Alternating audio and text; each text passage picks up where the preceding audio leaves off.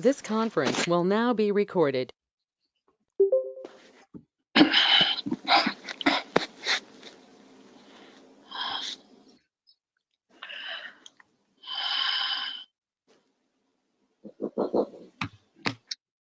Good evening and welcome to the City of Warrenville Community Development and Planning Committee of the Whole regular meeting on Monday, March 8th. Deputy Clerk in accordance with social distancing requirements, Governor Pritzker's executive orders 2020-43 and 2020-44 and Section 7E of the Illinois Open Meetings Act 5 ILCS 120/7 parentheses E, and a determination by the mayor of the city of Warrenville, this meeting will be held virtually. Persons wishing to provide public comment are strongly encouraged to submit written comments via email at info@warrenville.il.us by 5 p.m. the day of the meeting. Deputy Clerk, could I please have the roll call? Chairman Widener? Here. Alderman Anderson? Here. Alderman Ashour? Alderman Ashour? Here. Alderman Berry? Here. Alderman Davalos? Here.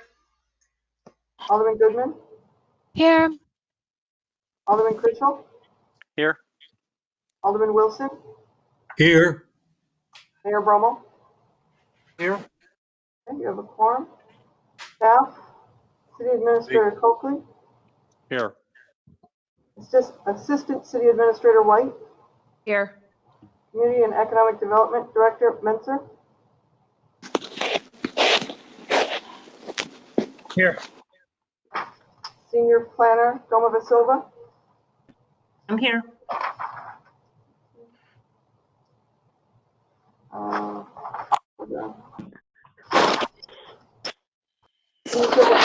Talking? I'm here. Public Works Management Analyst Youngmeyer? Here.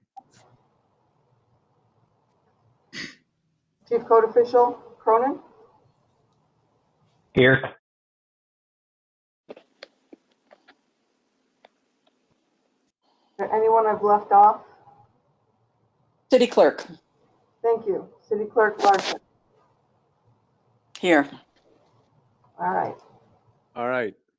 Thank you very much. Now, either silently or at home, please join me in the Pledge of Allegiance. I pledge allegiance to the flag of the United States of America and to the republic which stands one nation under God, indivisible, with liberty and justice for all.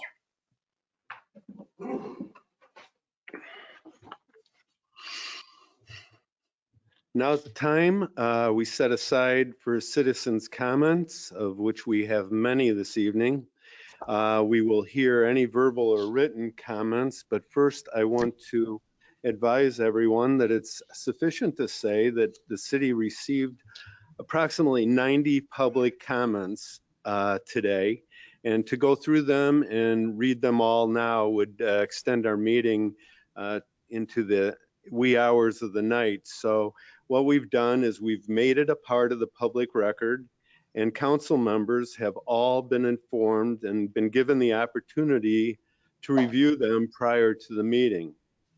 They should also, they will also be posted to the website along with the other documents related to tonight's meeting.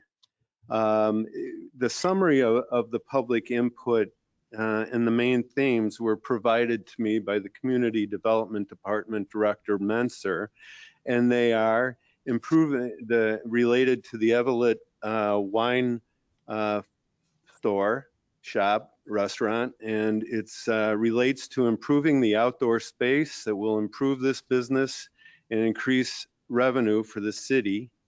It stated that many of the comments we received promotes public gathering and interaction, provides a safe venue for people in fear of contracting COVID-19, provides a much needed service and should be encouraged, encourages residents to stay local and attracts patrons from out of town, brings attention to existing neighborhood business, makes this area of town more attractive to other desirable businesses, and is helping to reinvigorate the civic center area.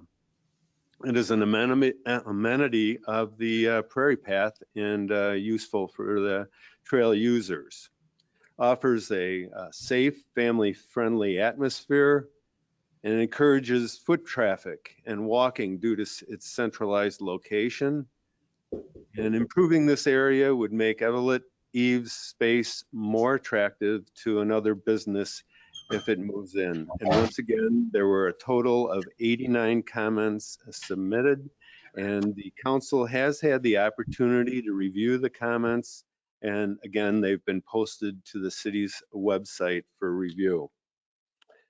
So with that, it's time for any other citizen comments. I don't know if we have anyone in the chambers tonight that wants to make comments. I see two individuals, but they're not nodding their heads yes. So I will go on and ask if we have anyone on the phone who would like to make citizen comments at this time, or public comment.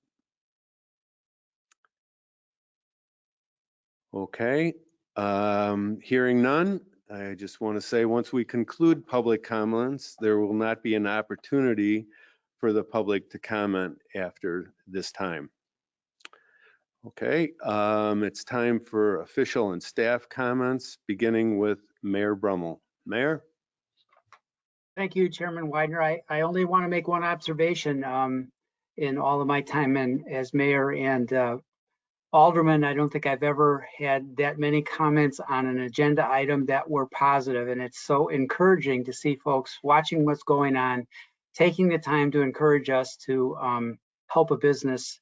We're used to, I guess, seeing opposition to things more than seeing the positive side of it, and it's just so encouraging to see how well this business has been received, how much support there is in the community, and how many people took time again to make a positive comment about something that they appreciate that they see. So I'm very grateful for all those comments, and I look forward to the discussion tonight. And that's all I have. We have a full agenda. Thank you very much. Alderman Anderson? No comments tonight. Thank you. Alderman Ashour?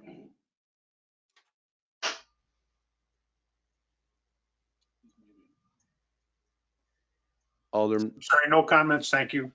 thank you. Alderman Barry? No comments, thank you. Alderman Davalos? Nothing tonight, thank you. And Alderman Goodman? I want to wish everybody a very happy International Women's Day. It's a day to celebrate during Women's History Month, not only the accomplishments of our many successful and meritorious individuals, but also to bring awareness to discrimination on the basis of gender and how much further we all have to go. Thank you. Alderman Krischel?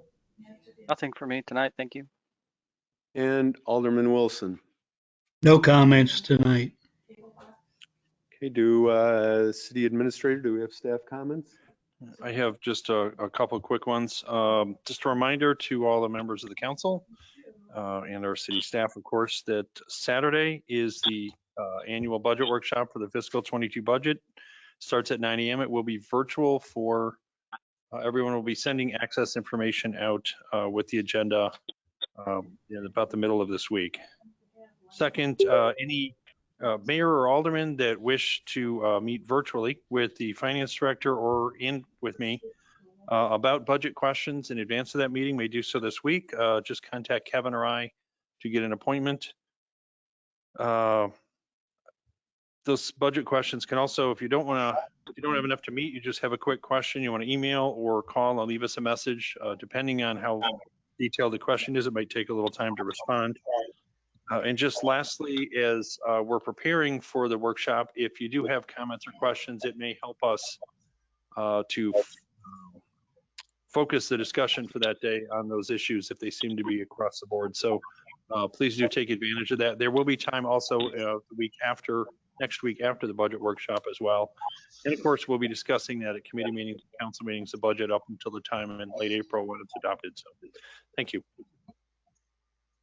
Thank you. Any other staff have comments?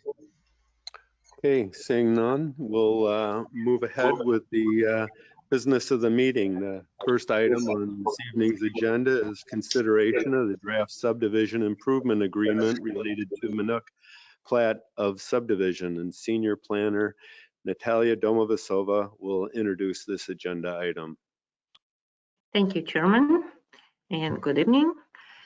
Yes, so at the last Finance Committee of the whole last month, the City Council denied the request to waive the installation of all the required public improvements associated with the proposed subdivision of the property on Burke Avenue and Mignon Drive, and directed staff to work with the city attorney and negotiate terms with the subdivider, the owners of the subdivision improvement agreement terms, which would allow for potential cost sharing to install the missing Burke Avenue roadway improvements. So the agreement draft is attached to the agenda, and just briefly, I'll go over a few terms that are key terms. There is the agreement basically allows the city 8 years to make a decision on whether or not Burke Avenue should be extended together with the related sidewalk. If the city decides to construct Burke Avenue within this time frame, 8 years, the owners of the property, the subdividers, will be obligated to reimburse the city for the portion of the cost, which portion is defined in the agreement and would include engineering and construction costs for the sidewalk along the west side of the road and half of the roadway along the entire length of just the subject property. The city may choose to install a sidewalk separately and in advance of the roadway. That's one of the terms of the agreement. And the city would be obligated to provide 6-month advance notice to the owners, alerting them of the need to pay the city for the required improvements. And then as a guarantee, if the owners do not pay the city for the required improvements within the time frame that's established in the agreement, the city will record a foreclosable lien against the property, which again would serve as a guarantee for the city getting the money back into the budget account. Meanwhile, the owners will be allowed to construct a temporary driveway to access the future house on Burke Avenue if they happen to build a house prior to this decision about Burke roadway extension. And these terms were negotiated and discussed with the applicant. And the staff recommends the City Council approve this subdivision public improvement agreement and covenant. If you have any questions, I'll try to address them. Thank you. We'll go through the roll of aldermen now and then ask the mayor if he has any comments after we get through all the aldermen. Alderman Anderson, questions or comments?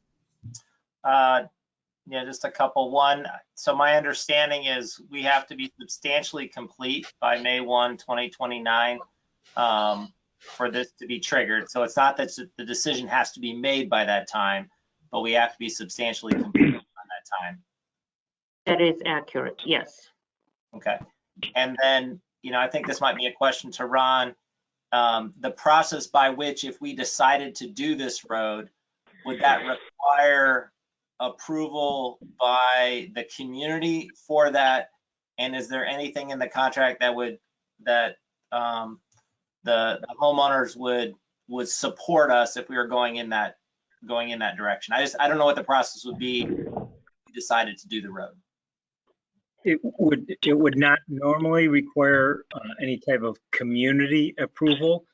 I think what we represented when we were working through the plan commission process and last time it was presented to the city council is that from a staff perspective, we would anticipate that if the city got to a point in the next, 6, 7 years, 7 years, that we thought it was something that made sense to consider, that we would have a public meeting with the neighborhood and invite comments and input from the neighborhood on the city's thoughts of extending that road and making that missing link connection so that the neighborhood's input could be factored into the decision that the city council would ultimately make. Okay. So then no other questions. I do want to commend city staff. I think our commitment to the homeowners last time, nice to see them again, was to try to get this done in a timely manner. So it's nice to see this coming back. I don't know if it felt quick to the homeowners, but in the world of legalese, it feels pretty quick. So just good job to city staff. That's all I have. Thank you. Alderman Ashour. Actually, I'd like to know if the homeowners have any questions or comments that staff could answer that might be helpful to the rest of the council and their comments. I do. Thank you.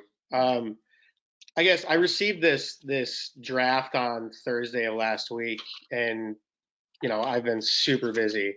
So I reviewed it over the weekend and had a lot of questions for Natalia, and we discussed a few of them over the phone today. But one of them is still kind of outstanding to me, and it's a concern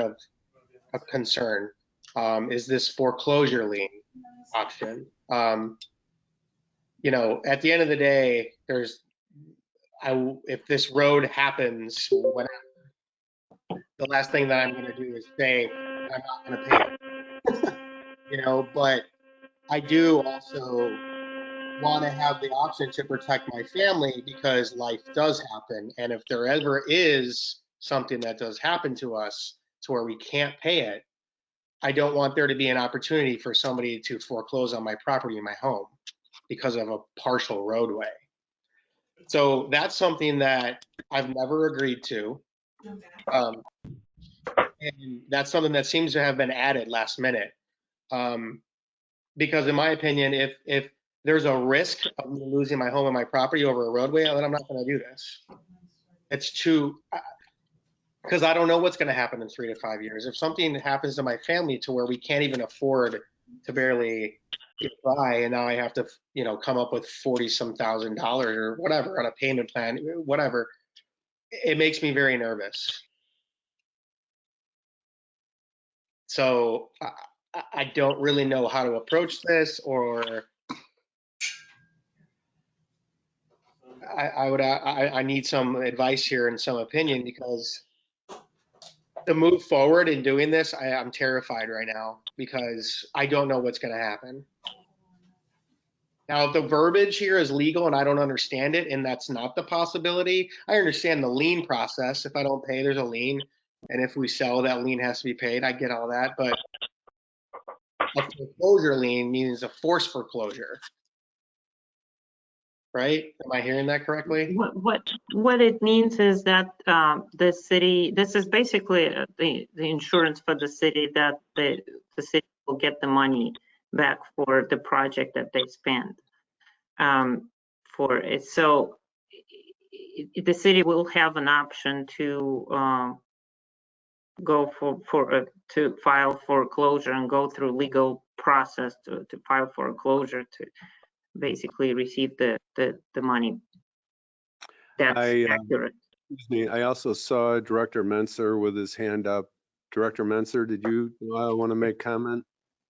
Thank you. Well, Natalia is correct. Essentially what we have here is a proposal that ensures that the city will receive its share of payment if we get to the point where at some point in the future we put the road in and for whatever reason the property owner at the time is unable to pay. The city could decide to move forward and foreclose on the lien recorded against the property to force the property to be sold, and then a portion of the proceeds from the sale would be used to pay off the lien that the city has on the property. This isn't the first time that the city has done recorded a foreclosable lien against the property to ensure it receives the money that's owed to it. In subdivision cases such as this, normally a developer provides the city the guarantee that the improvements are going to be put in or paid for either by posting cash with the city right up front or going to a lending institution that's recognized and operates in the area and acquire what's called a letter of credit, which basically is a financial insurance policy that the banking institution issues on behalf of the developer, that if for some reason the developer doesn't do what they're supposed to do, that the city can go to the bank and the bank will release the funds that the city is owed. In this case, and unfortunately, that letter of credit system requires that the developer go pay for it. It's like an insurance policy, so there's an ongoing cost that the developer incurs on an annual basis to be able to issue that letter of credit to the municipality. So in this case, in working with the Manuks on understanding their concerns and issues, we felt that the best and kind of least intrusive way for them financially, especially up front, would be to work this agreement through the foreclosable lien process. So they don't have to come up with any money up front, and they wouldn't have to go out and secure the letter of credit that normally developers are required to provide to the city. From a staff perspective, we believe that this is reasonable. In conversations with our city attorney, it's a very reasonable approach from the municipal side. Of course, it's up to the city council. If the city council doesn't feel it wants to have that kind of security, the city council can direct staff to remove that provision. But essentially at that point in time, you're saying, you're going to just trust the developer, and I have no reason not to, but you're basically trusting the developer that they're going to pay us when it's time. You really don't have any ability to ensure that that's going to happen other than recording a lien on the property that if they live there for 40 years could never be paid off. Alderman Ashour, do you have anything else? Well, I understand the foreclosable lien and it giving you the opportunity to not have to pay up front. If we don't have a foreclosable lien, there's no guarantee we'd ever get paid, or the taxpayers would ever get paid for the obligation.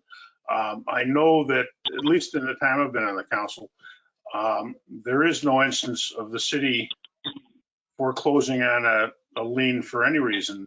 That is anybody else aware of that? That's something we would have talked about under litigation. We've certainly been in a situation where foreclosable liens have been an option, but it's hard to do something like this unless we have the ability to have an enforceable agreement. And without it being foreclosable, why would anybody ever honor it? That's kind of what it is. It might be worth talking to a lawyer about it, because there has to be some type of in the agreement that allows the city to take care of their part of the proceedings. Since there is nothing up front, there is no expenses to you up front, and there's really no guarantee that it's going to happen at all. But it could, and we just need to be, both you and the city need to be prepared for that eventuality. Right. Does that help you at all? I know it's not what you want to hear, but no, I mean, I understand the point of view. There's something that has to be enforceable if for some reason we don't. And I'm not saying that is what we want. Like, that's the last thing I'm thinking of here.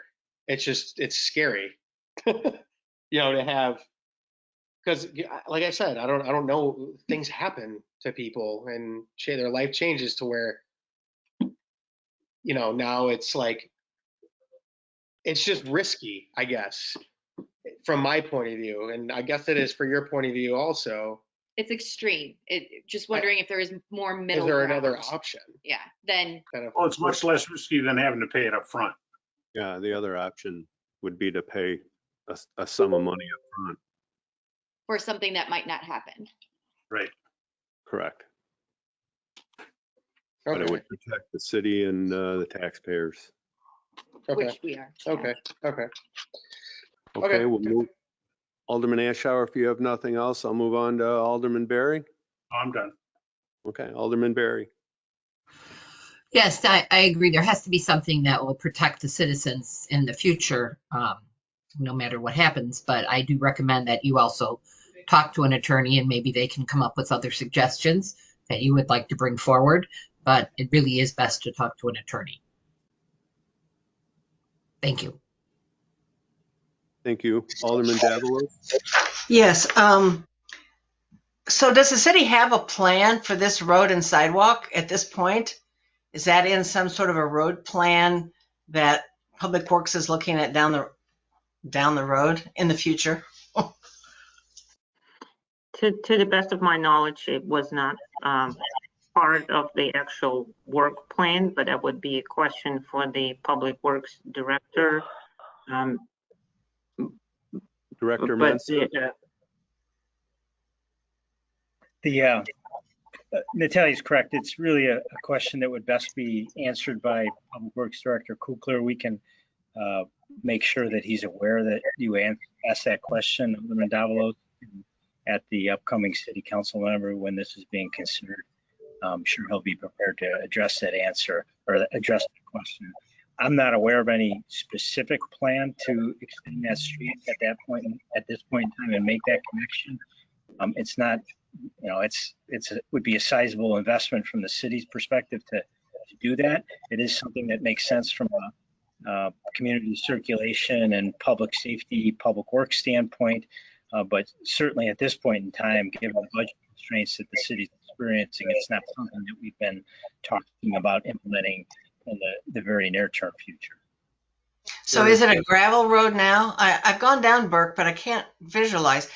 There's just a grass unimproved section that separates the two actual road pavements. So there's like a gap in the road that's just grass. Okay. The city administrator wants to interject something at this time. Sure. Thank you. I would add that it isn't in a plan per se, but this is how we've done streets as the city has grown. It is in our codes that as the property is subdivided, they would have to dedicate they would have to do the improvement to the roadway and add the sidewalk. So in that regard, yes, it is planned for. Is it in an ultra master plan of the cities to have that paved?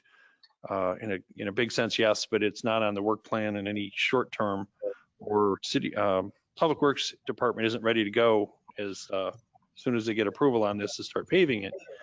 But again, when that property is subdivided, that's part of the way we've done the streets most of the way through the city. It's just usually they're done in larger subdivisions, so we don't have individual homeowners that we're working with. We have a large developer.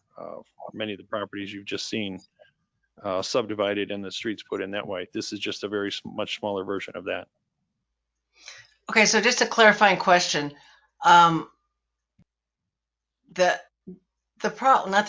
problem here is that this is that we are considering these residents developers because of what they're doing to their property, as opposed to just owners. So that if you had an unimproved road in Warrenville, I can't think of one right now, and you decided to pave it, the city would just do that. They wouldn't go to the individual owners to pay for that road, right? Or am I wrong? I actually don't know.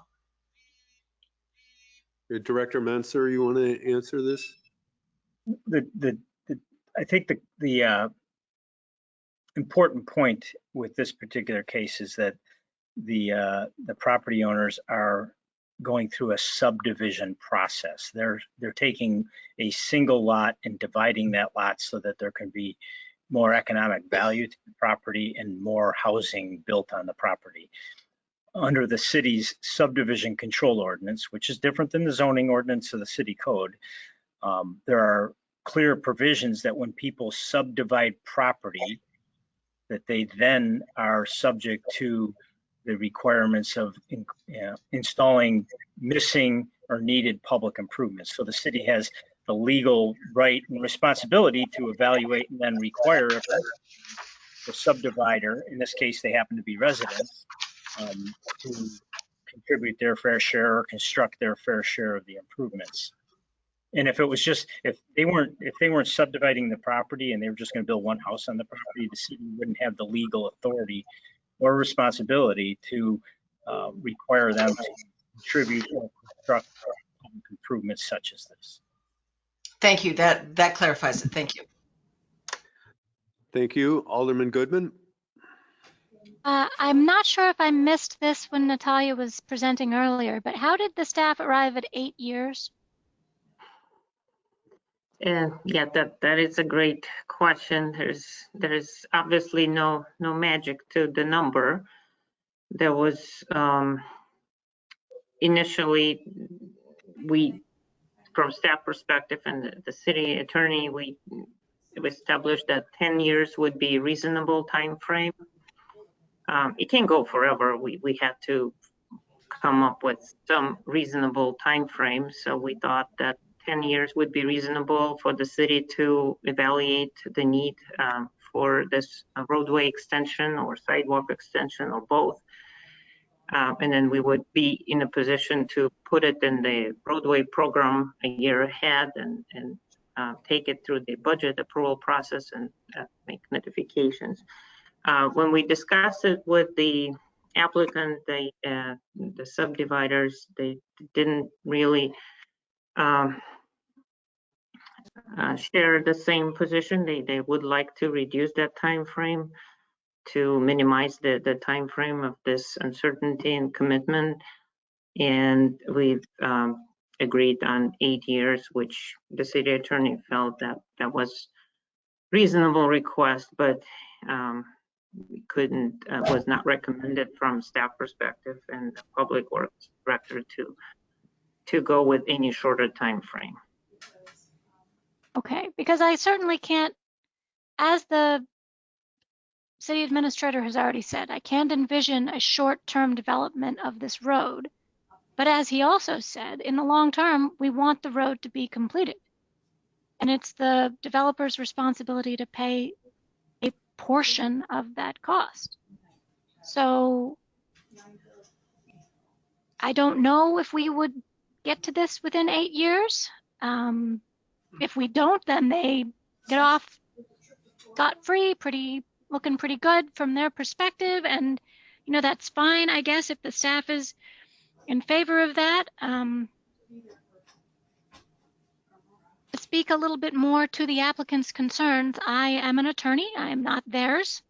But speaking as an attorney who has drafted security documents for developers who are seeking the kinds of letters of credit that the staff was describing, putting a lien on your property is far, far less than a bank would do to provide you with the financing that usually goes along with this sort of situation, whether it's a letter of credit, whether it's something more significant in terms of upfront financing for the investment that the developer is putting into the property or buying the property in the first place. I mean, the number of security documents that can be involved, you can sign your property away, your house away, your business away. It's very thorough, and all of that would be signed away to the bank rather than this rather minor lien to the city. I understand that the word foreclosure is scary, but you know, compared to us putting a mortgage on your property or something, a lien is nothing. I guess maybe I shouldn't phrase it quite like that, but it's not a very large thing that we're asking. I feel like staff has been incredibly accommodating to these applicants, and I hope that they do realize that. So, thank you. Alderman Crucial. Thank you. Two questions. So one, the the number here that we're looking at, the 47,000 some change, is the cost today, which would be the same cost at whenever this project, the applicants would be responsible for, right? Oh, well, the way it's structured, that it's the amount that is calculated in today's dollars, basically. And if the owners choose to pay it now, this would be the amount. The subsequent years would fall into the actual percent of the cost, and which obviously the construction cost has a tendency to go up over years. So that's why the percentage is more fair representation of what the actual cost would be at that time. However, the way the agreement is structured, it does allow for the lesser amount to be paid. Okay. Okay, and then the second question is regarding transfer or sale of this property. I'm assuming that this agreement would go with that property, right? So the new Yes, owner would then it be is responsible. Okay.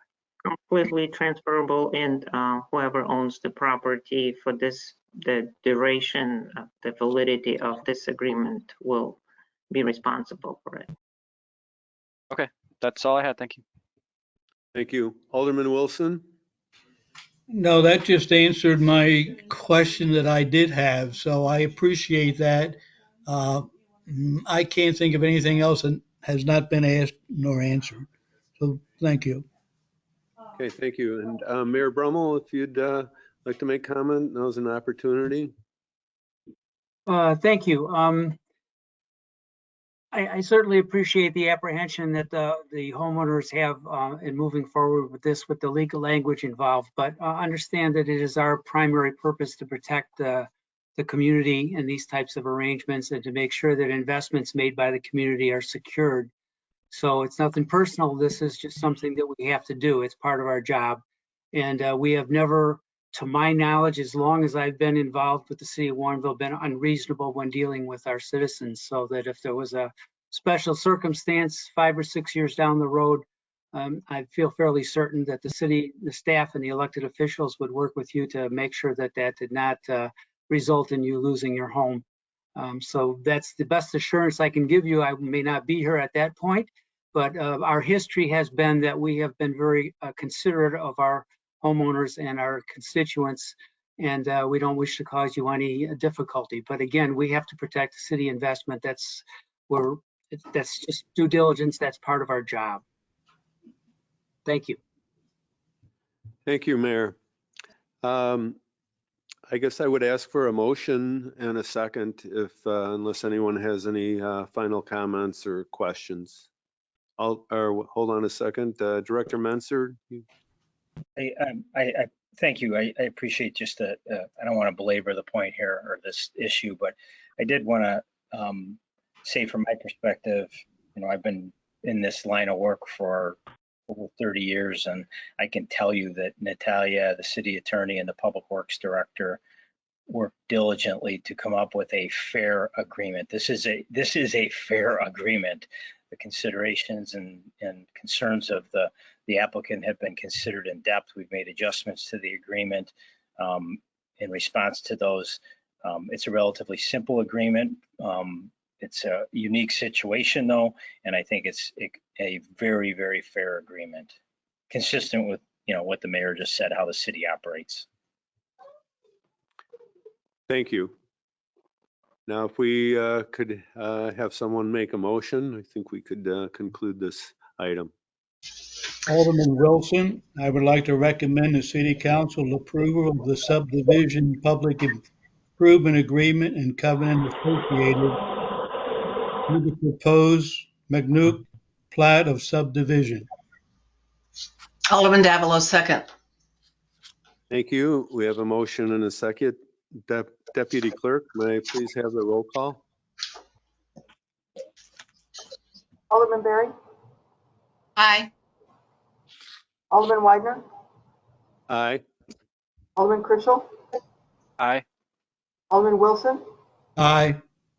Alderman Ashour? Aye. Alderman Goodman, Aye. Alderman Anderson, Aye. Alderman Davalos. Aye. Motion carries. Thank you. I appreciate everyone's comments and concern regarding this item. Our second item this evening is regarding the Bicyclist and Pedestrian Advisory Commission's request to close certain streets in conjunction with the Warrenville Bike Rodeo activities. Management Analyst Kristen Youngmeyer will take us through this item. Welcome. Thank you. Good evening. The Bicyclist and Pedestrian Advisory Commission is planning to hold a bike rodeo this spring, the annual family-friendly event that's typically the third Saturday in May. Commissioners are very optimistic with vaccines being rolled out and just with how the pandemic's going that we'll be able to plan this event and hold it in a safe and successful way. So part of this planning, also related to safety, is BPAC is recommending City Council approve the closure of a section of Stafford Place. In your agenda packet, there is a copy of the memo describing the closure, as well as a map identifying the area recommended to close. If you do look at that map, there are 3 rectangles. That's where tables have been placed in the past. I know commissioners are talking about looking to spread those out just to help keep things spaced out. So I did want to mention that as well. If you guys have any questions, I'd be happy to take them. Okay, beginning with Alderman Anderson, do you have any questions? Okay. Alderman Ashour? No questions, thank you. Alderman Berry? I have no questions, but I do have a comment, and I hope that we will be able to have the bike rodeo this year. I know everyone would be looking forward to it, especially those kids, and probably the adults too. We're looking forward to it. I think we're following a lot of the examples that were set last fall with Art on the Prairie, trying to keep everyone safe and socially distanced from one another. So they kind of took the lead, and we've been assured by the Warrenville Park District representatives that we should be able to kind of follow the same formula to keep everyone safe and spaced apart. Moving on, Alderman Davalos? No questions, thank you. Alderman Goodman? Nothing from me. Alderman Krischel? No questions, thanks. Alderman Wilson? Looking forward to it. No questions. And Mayor Brummel? Thank you. No questions, just hope we can have the event. Great, thank you. Okay, if there's no questions, is there someone who'd like to make a motion on this item? Alderman Davalos, I'd like to move to recommend City Council authorize the partial closure of Stafford Place for the annual bike rodeo event as outlined in the March 2nd, 2021 memo from Management Analyst and BPAC Staff Liaison Youngmeyer. Second, Alderman Wilson.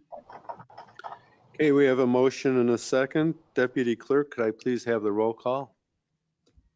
Alderman Krischel, Aye. Alderman Wilson, Aye. Alderman Anderson, Aye. Alderman Berry, Aye. Alderman Goodman, Aye. Alderman Davalos, Aye. Alderman Widener, Aye. Alderman Ashour. Aye. Motion carries. Okay, thank you. And moving on to the next item, consideration of the Bicyclist and Pedestrian Advisories Commission request for City Council authorization to solicit and accept donations for the Warrenville Bike Rodeo. Once again, we have Management Analyst Kristen Youngmeyer, who will brief us on this topic. Kristen? So while the bike rodeo has a lot of fun activities and learning about various bike safety topics. Another fun aspect of the event is there are usually prizes of items donated from various businesses to give away. So BPAC is requesting authorization to solicit local businesses for donated items to use as prizes and monetary donations to purchase drawing prizes. In your backup material, there is a copy of the city's solicitation policy. And again, just kind of keeping in mind with the past year and knowing how the pandemic has impacted some businesses. I know there will be some care and thought in how this is approached. But yeah, if you guys have any questions, I'd be happy to take them. Thank you. Once again, beginning with Alderman Anderson. Any questions or comments? Nope, no questions. Alderman Ashour? No questions or comments, thank you. Thank you. Alderman Barry? No questions, no comments. Alderman Davalos? No questions. Alderman Goodman? Nothing. Alderman Krischel?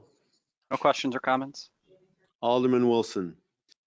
Just a question, did we not have in the years past a local bicycle repair shop or something associated with this rodeo? Yes, in the past, the local bike shop was actually located, I believe, in Aurora. There is a new bike shop that is opening, or might have opened. I know they're opening. I think they're opening in March. But they have already reached out just because they were curious to learn more about BPAC and had expressed interest in supporting the event. So I believe they will be there. Okay, good. I just wanted to hear that again. That's good. Yeah, we're excited to have a bike shop in town, and they're excited to participate and support the May 15th bike rodeo. Great. There's no other comments or questions. Would someone care to make a motion? I'd like to recommend the City Council approve the BPCAC's request to solicit donations for the 15th annual book rodeo event on May 15th, 2021. Second, Alderman Ashour. Okay, we have a motion and a second. Deputy Clerk, could I please have the vote tallies? Alderman Ashour? Aye. Alderman Goodman? Aye. Alderman Widener? Aye. Alderman Anderson? Aye. Alderman Wilson? Aye. Alderman Barry? Aye. Alderman Davalos? Aye. Alderman Krischel? Aye. Motion carries. Thank you. Thank you, Ms. Youngmeyer. Appreciate it. The next item is the consideration of potential city code amendments for private outdoor seating improvements on public right-of-way. And Community and Economic Development Director Ron Menser will tell us all about this and fill us in on those 90 comments that have been pouring into his office regarding this topic. Ron? All right, I just wanted to begin by recognizing that items 4 and 5 on the agenda to this evening are somewhat interdependent on each other, and they're both directly or indirectly related or connected to the Evelyn Eve wine shop that opened in the old bank building at the southwest quadrant of Route 59, Route 56, or Batavia Road and Route 56 last summer. And the use of the public right-of-way by Evelyn Eve for outdoor seating improvements. It's also important to note that Evelyn Eve owner, Monica Lefevre, I believe is probably on one of the callers here this evening, and she'll be available to address any questions that the City Council may have on either one of these two items and augment the information I'm going to present. You may recall that back last summer in June of 2020, the city council implemented a temporary auxiliary outdoor seating program in response to the indoor seating restrictions that were being imposed on food and beverage establishments throughout Illinois as a result of COVID-19. Under the special temporary program that the city implemented, food and beverage establishments operating in the city of Warrenville were able to expand and install new outdoor seating improvements in locations and in a manner that might not have otherwise been permitted under the city's standard codes and ordinances, by obtaining a temporary use permit that was repaid and approved administratively by city staff at no cost.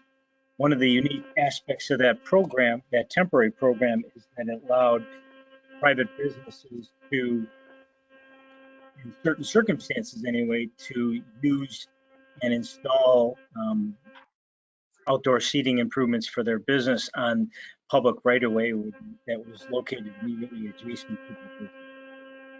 Evelyn Eve Wine Shop is the only business that actually took advantage of that unique characteristic of the program.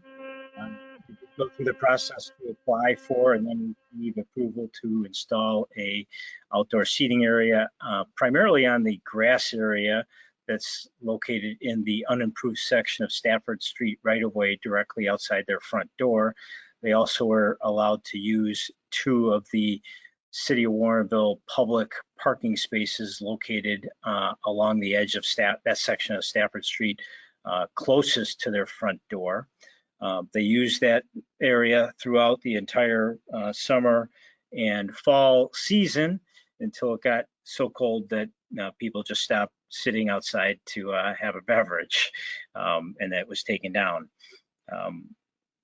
The owner of Evelyn Eve has submitted a letter that's actually included in the agenda packet backup materials for agenda item number 5 to communicate a whole variety of information to the city council for tonight's meeting.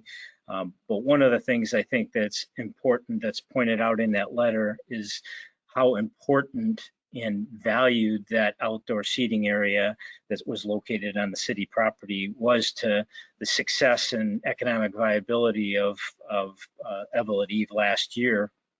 And also, secondly, Evelyn Eve's desire to not only keep using that area for outdoor seating, but to actually improve that area so that it could be used past the end of the current temporary program.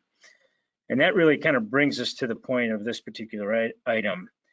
Once the indoor seating restrictions associated with the pandemic go away, and hopefully that will be sooner than later, but once they go away, the structure of the temporary program would cause it to automatically go away also. And unfortunately, at this point in time, the city doesn't have any provisions in its city code that would allow for privately installed and operated outdoor seating improvements to remain on public right-of-way past the temporary program. So unless the city council ultimately approves an amendment to the city code that would allow those types of improvements to continue under some fashion on some permit system, they would not be permitted. Staff wouldn't have any ability to allow them to continue. From a city community development and economic development perspective, city staff believes that outdoor seating improvements that were installed and operated outside of Evelyn Eve on the public right-of-way last year were desirable and an attractive amenity for the community. That outdoor area contributed positively to the social fabric of the community, gave people a really cool place to gather and interact with their neighbors and friends. It enhanced the character of the Civic Center sub-area of Warrenville, and it enhanced the economic vitality of the bank building, which for decades has been quite sleepy, to say the least. Secondly, it's staff's opinion that making code amendments to the city code that would make it possible for that type of use to occur on an ongoing and more regular basis on public property is something that would be very consistent with the goals and objectives of not only the city's Old Town Civic Center sub-area plan, but also the goals and objectives of the city's strategic economic development plan. Based on those conclusions, staff is recommending that the city council authorize it and the city attorney to work together to draft a series of code amendments that would make it possible for businesses to install and operate non-permanent outdoor seating improvements on city right-of-way, subject to specific requirements, restrictions, and conditions. In the backup materials for this particular agenda item, there was a March 4th, 2021 memo that I prepared included. And in that memo, I've identified or outlined kind of the framework set of requirements, restrictions, and conditions that city staff and the city attorney have already been discussing that we feel that would be kind of the cornerstone foundation of this type of program should the city council decide to move forward here. And with that, I would turn it over back to the chairman. Thank you. Questions and comments, beginning with Alderman Anderson. Yes, a couple of questions. If the pandemic rules end and now we're allowed to have indoor dining, and we lose the ability to work under this interim state, you anticipate, Ron, the ability to bridge a plan until the permanent changes in our codes occur? It's my hope that the city council can provide authorization for the city council or for staff and the attorney to move forward with this program development or these code provision development at tonight's meeting. We've already had many conversations about it. We have examples of other communities that currently have these types of provisions incorporated into their ordinances because they have that type of operation. They've had it going on in their community pre-pandemic and will past the pandemic. So I'm hopeful that we can get them in place before that happens, but should the pandemic restrictions go away and we're kind of in that gap period, staff would definitely need to come back to the city council and see if we can get an extension to the temporary program for some short period of time to give us an opportunity to finalize the actual code amendments that would make these provisions more permanent. Yeah, I mean, my personal belief, I'd love to see, would love to see it continue. I think this was a positive thing for the community for all the reasons that have been discussed. I would like us to not rush the long term just because I think there's probably a lot of things that need to be thought through, but also would prefer there not be a gap where now we're asking them not to be able to be outside because they fall in that gap. So I'd love to see us solve to all of those. And then the one thing in the long term, if other businesses move in, the question is, since it is city property, how we'll answer the question of who gets to use it, how much, is that an annual process that's done? Are people signing multi-year agreements to be able to use different space? I don't know how to think that through, but likely would be something we would face in the future. Yeah, I think that those are all good points. I made some notes based on the conversations we've had with the city attorney to date. We anticipate that proposing that it would be an annual license that would be issued. So if conditions change from one year to the next year, or we encountered some issues with how it was being operated, we wouldn't be tied into some longer term agreement. We could adjust the agreement as appropriate to accommodate the changing conditions. Those are my only questions. Thank you. Alderman Ashour. I support the recommendations. I don't know how to get over some of the hurdles about on consumption of alcohol on public properties, but that's the attorney's job. I think the concept is great.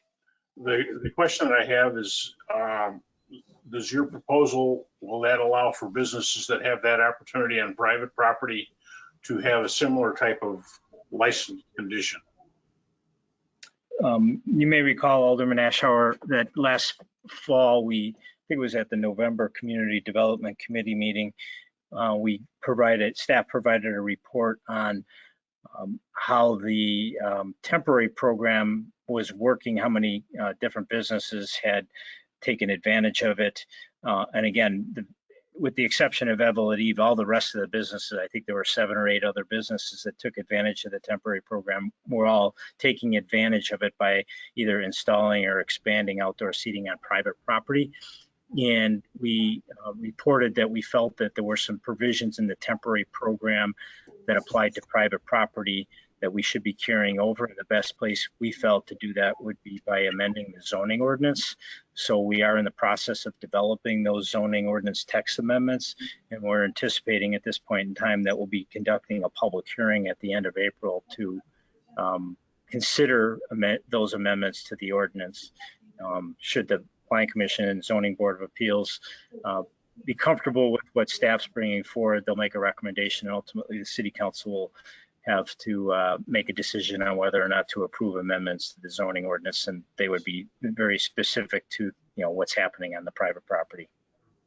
Thank you. Alderman Barry. I can't remember where I read this, but I know that the bike shop had an issue with some kind of fencing that was put up in some parking spaces in front of their location. I'm assuming that's been taken down. Director Menzer? Yeah, as I mentioned, the Evelyn Eve went through the process last summer to apply for and receive approval to install the outdoor seating improvements on the grass area directly in front of their shop, in front of their wine shop, and also cordon off, I'll call it, and use the 2 parking spaces closest to the front of their shop for outdoor seating improvements. And those 2 spaces are located in front of the space in the old bank building that is now occupied by the new bike shop. And under the program the temporary program, the city's approval for Evelyn Eve last year doesn't roll over. Evelyn Eve needs to reapply and receive a new permit for this year. And we've had ongoing conversations, when I say we, myself and the owner of Evelyn Eve, and she understands the existing conditions have changed out in the building. There's some new tenants that are retail-based tenants, and she's actually adjusted her application for this coming calendar year, or this coming season, I should say, so that she's not occupying those 2 parking spaces directly in front of the bike shop. She is proposing to construct what's called a parklet type of improvement in the dead end portion of the Stafford Street pavement that's right adjacent to the grass area that she occupied last year. And when we get to the next agenda item, her letter references the parklet improvements, and the pictures that she supplied, and for some reason those didn't get copied in the agenda packet. And I do have some photos that I can show on the screen so you can see the type of parklet improvement that she's looking to construct in that location, or install in that location of the right of way, which should not hinder at all the use of the parking spaces in front of the bike shop. Okay, so the proposed paving improvement area, this property will still belong to the city. Yes.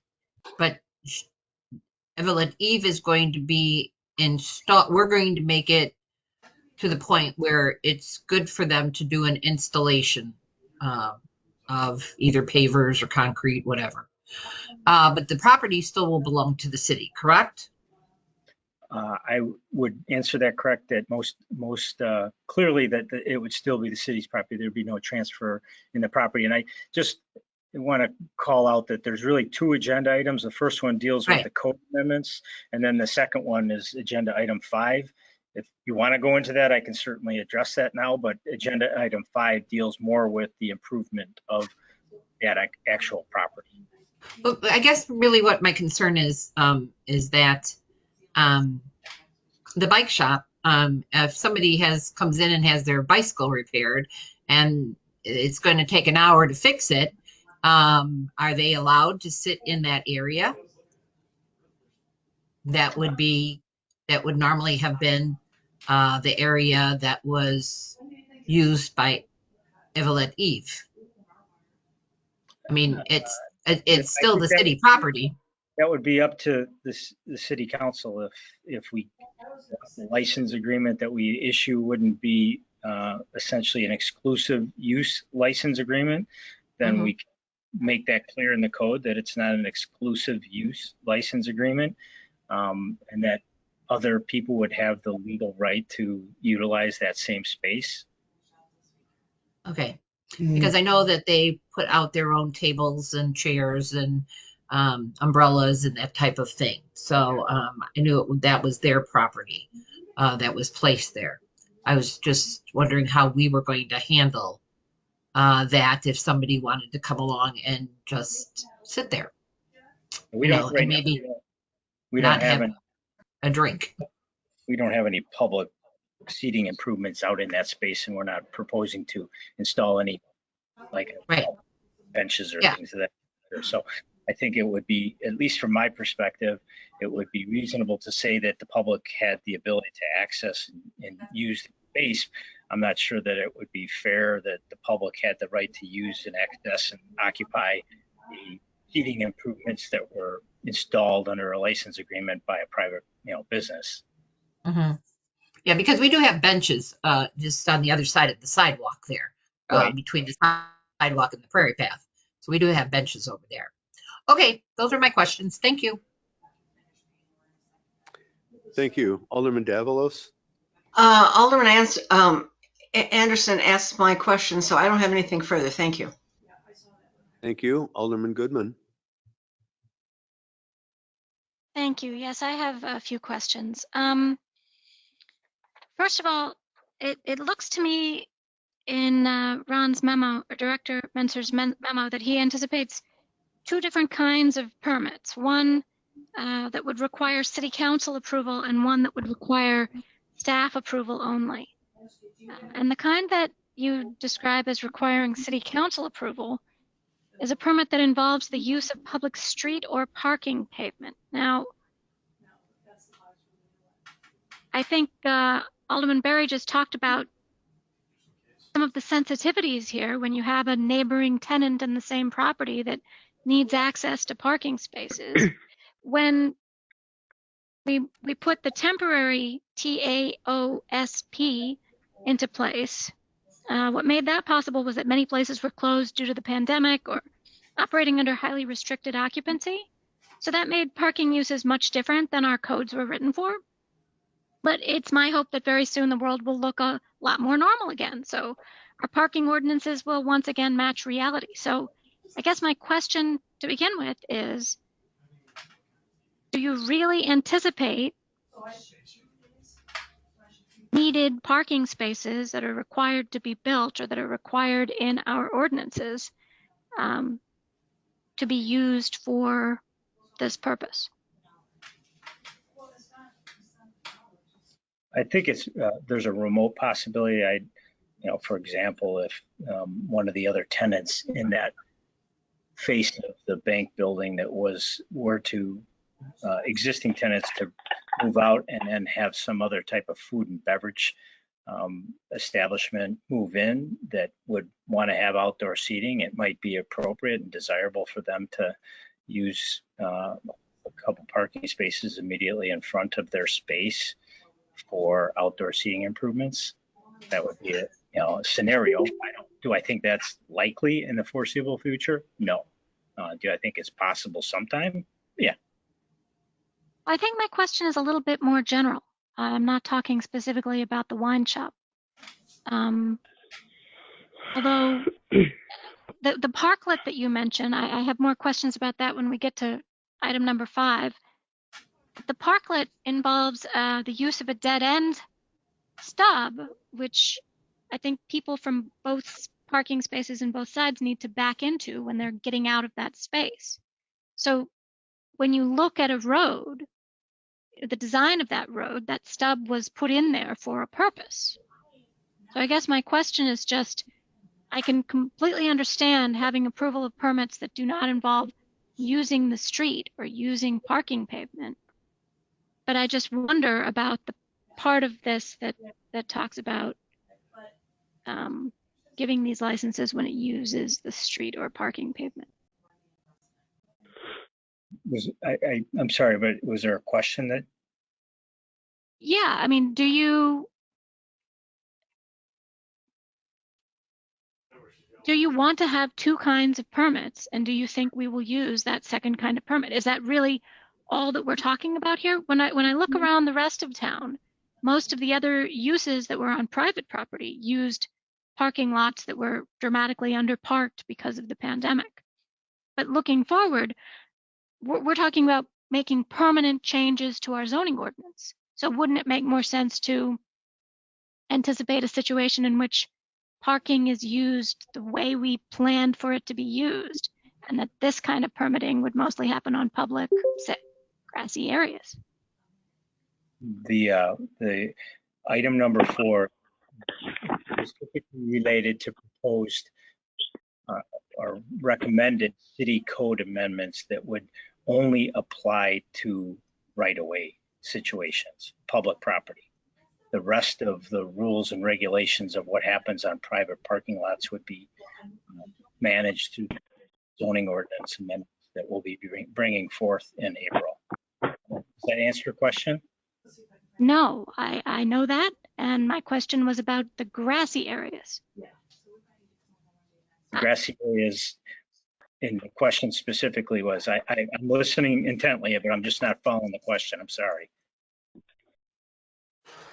I was drawing a distinction between what you're trying to do. What you're creating here is a program for creating long-term permanent changes to our ordinance to give permits to people to have outdoor seating. Now, I think that sounds great. I think having outdoor seating can be very attractive. I think it can increase shopping and businesses, and I think that can be a very positive thing. But I'm talking about the way in which you anticipate that happening. So putting aside the situations on private property, which is not what this program is about, and which does mostly involve parking places, I'm asking you what this program is going to be about. You have two here. One that requires city council approval of a permit for using the street or parking, and one that allows staff to give approval for permits that do not involve street or parking. And I guess what I'm saying is I look at this, and other than this one example that we're going to be talking about in tremendous detail, I can't think of any reasonable place to do this where we wouldn't just be giving the staff the right to give out approval. Would this ever come back to the city council again? Do you think that there are other uses like this where we're going to be asked to put outdoor parking in public parking, or outdoor dining in public parking spaces?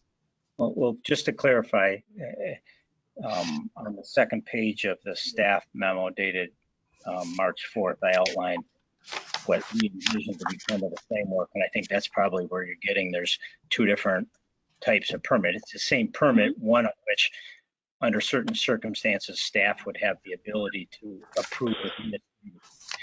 So that situation would be the situation that would exist if Evelyn was, this program was made permanent, and Evelyn next year or the year after wanted to obtain a permit to occupy put outdoor seating in the area, that the grass area, which potentially could be paved, not part of a street or street pavement or parking, but paved with a concrete or a paver brick surface, that we would have, from a staff perspective, the ability to approve that license agreement on an annual basis, as long as they satisfied all the criteria in the ordinance. However, if Evelyn wanted to install a parklet on the part of the street pavement or parking pavement on Stafford Place, that would trigger the need to go through and be approved by the city council. And I think there are other situations, not with the existing makeup of the businesses in this area of our community, but I think there are other locations in the civic center area where this could come into play. You know, the building, it's called the Bullwig Building, right next to the community building. There's a hair shop in that building, but if they were that turned into a coffee shop, there's really no place for them to have any type of outdoor seating on private property. They would need to do something on public property, either out in front of that building or on the side of that building. So yeah, I don't know if hopefully that's answered your question. Yes, I think that actually did answer the question. It's an interesting example because I can't imagine a scenario in which we would get rid basically of parking spaces in front of the community building, given how heavily parked that area is for events during normal times. But that would be a discussion for a different day. I think the idea of having policies in place to put parklets, this is a word that I've only heard recently and learned about, where people are putting parklets in existing city parking spaces around town during COVID. It's a very urban kind of an idea for places that don't have much space. And we just don't have very much like that in Warrenville, that are designed in a very urban way. I think there are, yeah, I think you're right. There are a couple of examples. I bet if I walked around town with this in mind, I might find another example or two. But it's hard for me to imagine justifications that would allow that.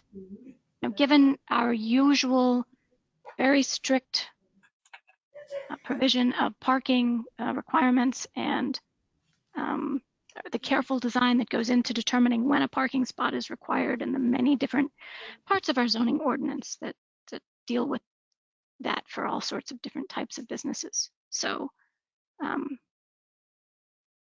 yeah, those two things seem to me to be very different. And I'm not sure if we really need two different levels of approval for that. I think the part about staff being able to approve licenses that have previously received city council approval sounds very reasonable to me. So renewing a license, that's the kind of thing that you don't necessarily need big public debate on.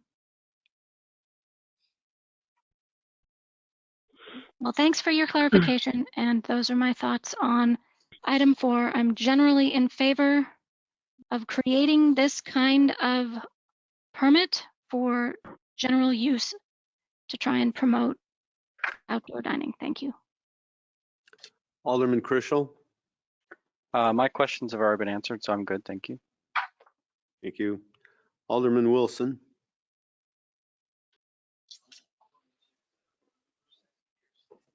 Alderman Wilson. Yeah, no additional questions now. Thank you.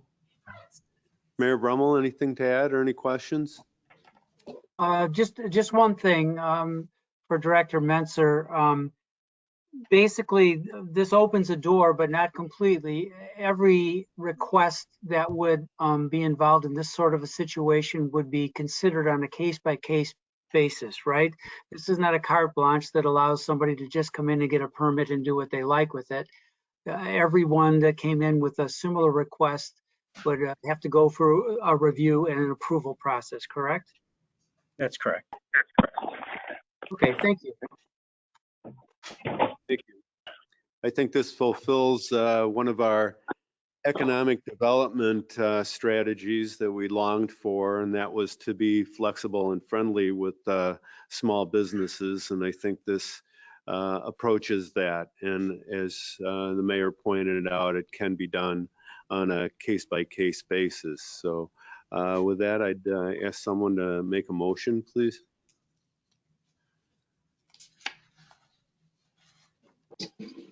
Alderman Goodman. I would like to make a motion to authorize the city attorney to work with staff to draft city code amendments in a manner that would allow non-permanent, private, business-related outdoor seating improvements to be installed and operated on city right-of-way subject to specific requirements, restrictions, and conditions. Second, Alderman Ashour. We have a motion and a second. Deputy Clerk, could I please have the motion roll call? Alderman Barry, Aye. Alderman Goodman, Aye. Alderman Widener, Aye. Alderman Chrisell, Aye. Alderman Anderson, Aye. Alderman Davalos, Aye. Alderman Ashaw, Aye. Alderman Wilson. Aye. Motion carries. Okay. Thank you, Director Menser, and we'll move on to the next item that has been already partially addressed, but it's consideration of the public improvement request from Evelyn Eve Wine Shop, and Director Menser will shed light on this agenda item. Director Menser? Okay, thank you. In the agenda packet backup for this particular item, there is the letter that the Evelyn Eve owner, Monica Lefevre, submitted to the City Council. In her letter, she both describes and illustrates how the area out in front, the public area out in front of her business was used for outdoor seating last year.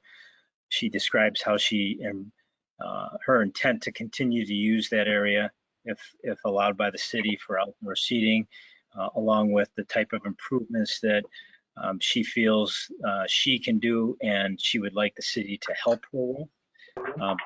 Those improvements include removing the existing grass and dirt in the space immediately out in front of her store. It's about 900 square feet of space, and replace that grass and dirt with a more suitable pavement that would accommodate outdoor seating on a more ongoing basis, you might say.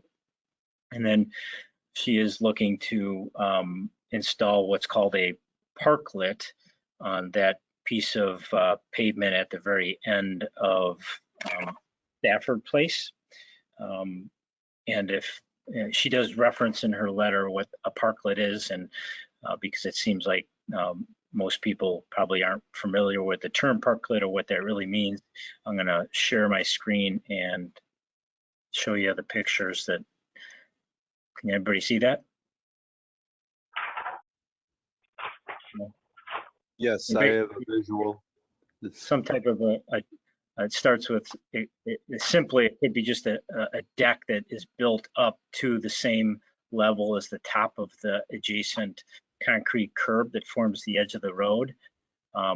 Usually there's some type of seating. The seating can either be built in or it can be movable, something like that.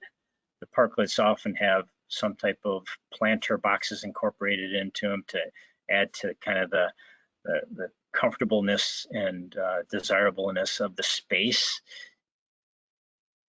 So these are just, none of these are, specific to what Evelyn Eve is proposing, but they are examples of parklets that people have installed in other locations. And I know that Alderman Goodman mentioned that, these are probably more in more urban environments than what, people would typically apply to the city of Warrenville.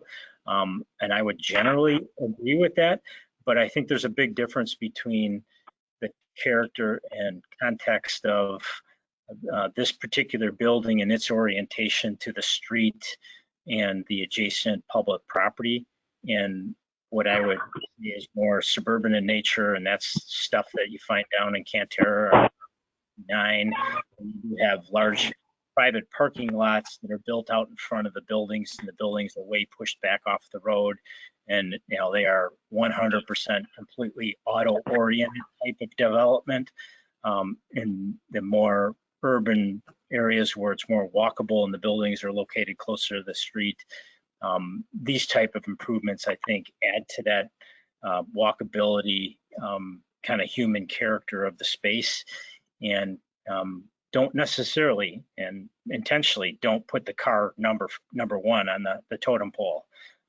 Put people and people spaces where people can interact on a higher level of priority.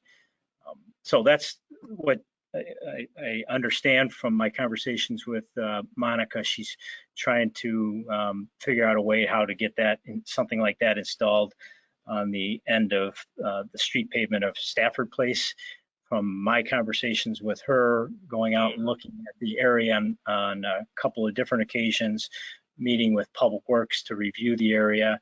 That area is unique.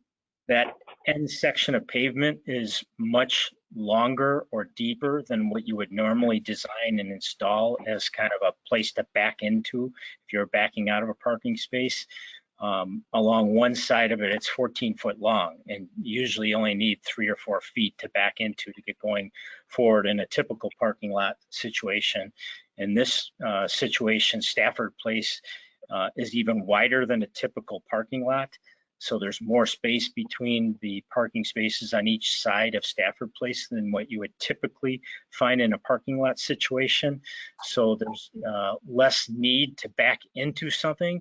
And I would say most cars could just back straight out of the parking spot, and there's enough room for them behind them to back far enough where they could then just pull forward. They wouldn't need to angle their car back, off to the side to get going forward.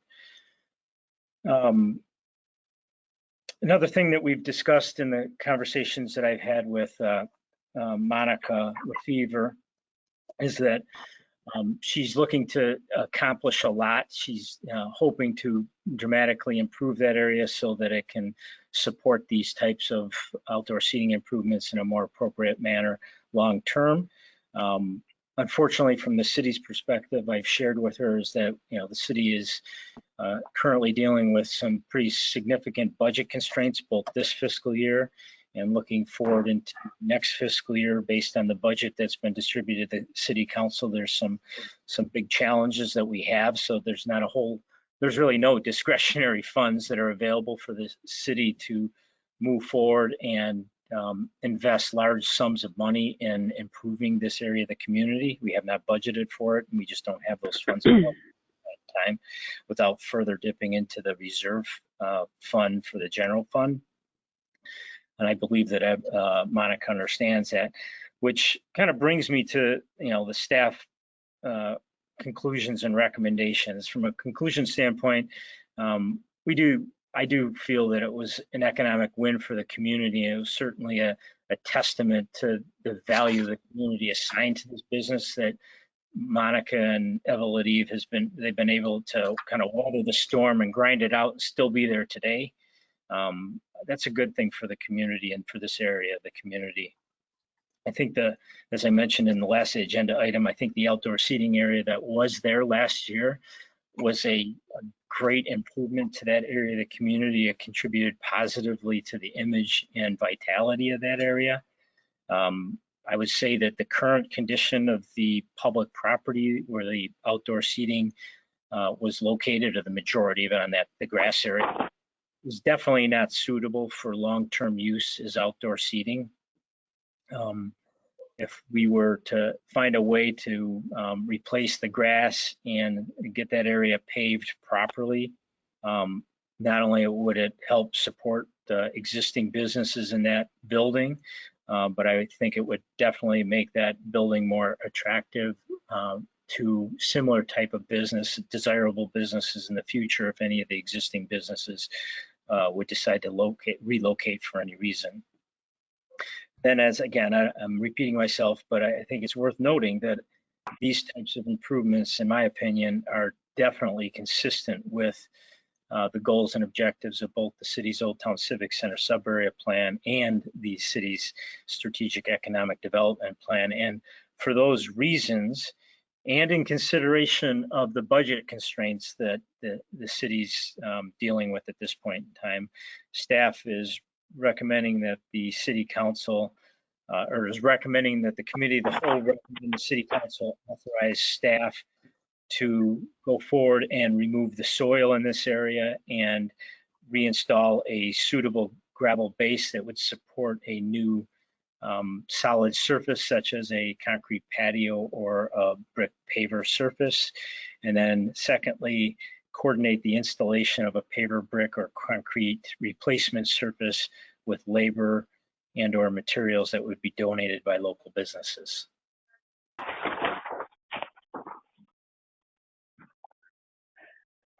You ready for questions? I'm ready for questions. All right, Alderman Anderson. Yes, a couple questions. So when we look at the picture, pink or red, that area highlighted, is that the area that we see in their later pictures of them sitting, people sitting under tents and at tables? That's the area we're talking about, right? Yes, that's exactly 100% correct. Okay. And do we lose any parking spaces with that design? No. Okay. And then I guess lastly, if we just clear it and put down the gravel, but then the business owner invests in pavers and the kind of things that we're seeing here, I would think the business owner would then have an expectation of exclusivity over use of that space. And if we go back to your scenario of if, you know, a coffee shop or something else opens up and opens up in here, I guess I'm a little worried that we set an expectation that that's exclusive. They invest all that, but then the next year, if we don't relicense them, they've made a big investment that they're not recouping, and then we could run into conflict with another business that would come in that might want to use that space. I don't know how to think about their personal investment into this if it doesn't end up being exclusive to them. Well, from my perspective, first off, I think Evelyn Eve is prepared to contribute towards this if necessary. I also know that it's been a financial struggle to make it through the winter here and the year of business with COVID restrictions. So I believe, and it's my understanding, that they would prefer not to have to find a way to fund these types of improvements. So I believe that there might be opportunities for other businesses that are operating in the community to contribute towards the improvement of this public space. And so I'm not sure that it, would end up being, we haven't worked through the process, but I'm not sure it would end up being Evelyn Eve that would have to pay for those surface improvements to be in there. But if that's the way it played out, I would say on the public record here that those improvements would become public improvements. They're not they're not owned by any individual business. They would be owned and controlled and maintained going forward by the city and through the use of tax dollars that are generated throughout the community. So I don't think there would be really any way that I would be comfortable in recommending giving a individual business any type of exclusive right to the use of the property. I would say that if they put on their own tables and chairs under some type of license, I could see that we would want to make sure that they had the ability to control who uses their tables and chairs, but the space itself is public property. Okay, very helpful. Thank you. Alderman Ashour. I support the recommendation. My only concern is that whoever might provide the hard surface, that those arrangements be made before we agree to excavate and put in stone. I mean, the city cost under this proposal isn't a great deal, but if we do our work and then nothing happens, we've got a big mess. So I would just like to make sure that that's provided for in some way that it actually is accomplished. Totally agree. There's nothing else, Alderman Berry? No, I have no other questions. Thank you. Alderman Davalos? I have no questions. Thank you. Alderman Goodman? Yeah, I have a couple of questions. There are different areas marked on her map and on your map. Can you talk to me a little bit more about the dead end? Okay, so the map that I have with the pink on it, which is the staff prepared map, that map was to identify specifically the area of land where the city crews would potentially receive authorization to excavate the dirt and grass out, and that would be repaved with paver bricks or concrete. The map that Monica included in her letter covers that same area, but it also identifies her desire to install a parklet at the end of that dead end section of Stafford Place. I would say that as she's drawn it, she's looking to occupy that entire space. And I believe that there's probably a need to adjust that a little bit so that, that you wouldn't be occupying that entire space. And we'll work with her going forward, and ultimately any type of parklet improvements beyond the temporary program would require city council approval going forward. So. Okay, secondly, you mentioned pavement, but she mentions a fence. And none of the pictures that you're showing on the screen of the parklets have a fence around them. And so I think that does affect a little bit some of this exclusivity that Alderman Anderson and Barry were talking about. A fence gives a certain feeling of exclusivity if they can lock it at night and go home, or if we have, for example, a lock on a fence. I think that at least partially my understanding of the fence is that, having a fence right at the edge of the sidewalk where there are bicycles and other people that are traveling next to where the seating provides some separation from, the seating area. I'm not certain. I can be honest with you here, is if the intent was to enclose and lock the entire area with a fence, that's not what I was under the understanding, but that's something we can certainly clarify with Evelyn Eve going forward.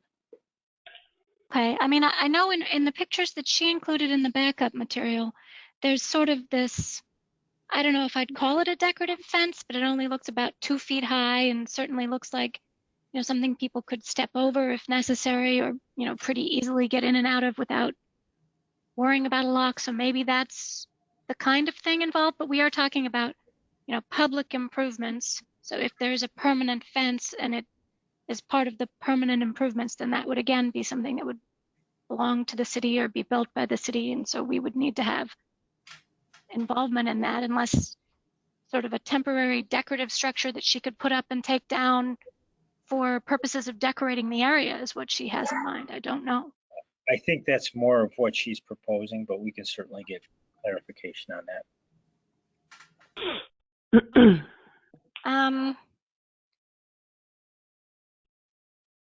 I think the explanation that you gave me about the parklet and being able to back out of those 2 parking spaces was very helpful.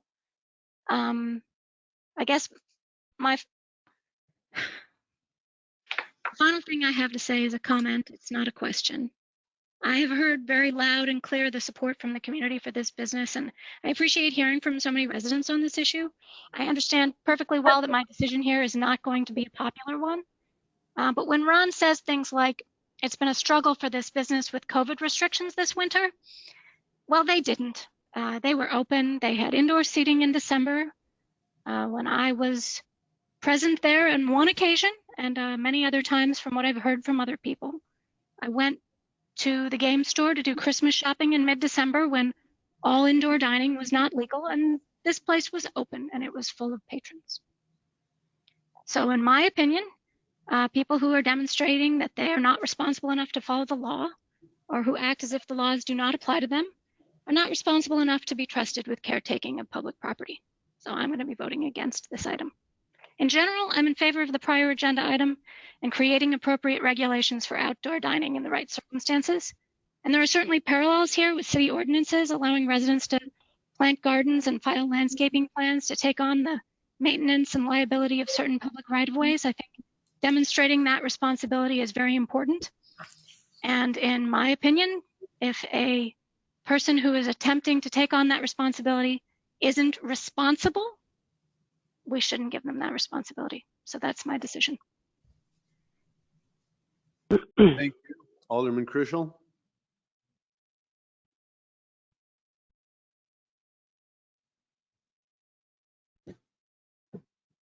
Alderman Krischel. Is that better? Yeah. Okay. Yes. So I just have a quick question regarding the kind of perception of exclusivity for this particular business. Because it is public property, and obviously there's a a permit process that would, be followed? Is it, if, say, for example, another business were to occupy an adjacent, unit in this building and would like to use this public property as well, would it be kind of whoever gets their permit in first, or they would have to share the space, or how would that work? At least what we envision right now is that we would be issuing an annual permit to a business.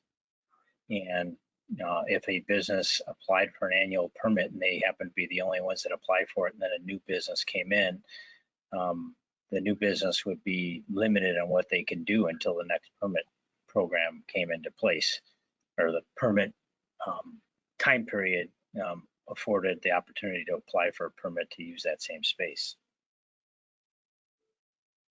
Okay, right. But I mean, so it could be potentially used by more than just Evelyn Eve Wine Shop, I guess, is my question. Yeah, I would say that, from the city's perspective, I believe that it would be very difficult to justify that if you had two businesses next door to each other or close by that needed or wanted to use the same space, and that the city would want to try to make accommodations so that could happen. Okay, yeah, that was my only question. Thank you. Alderman Wilson. I guess my major question is concerning, this is very centrally located with this one business. Are we looking at the possibility of other businesses coming to us and making alterations to where they have outdoor, indoor?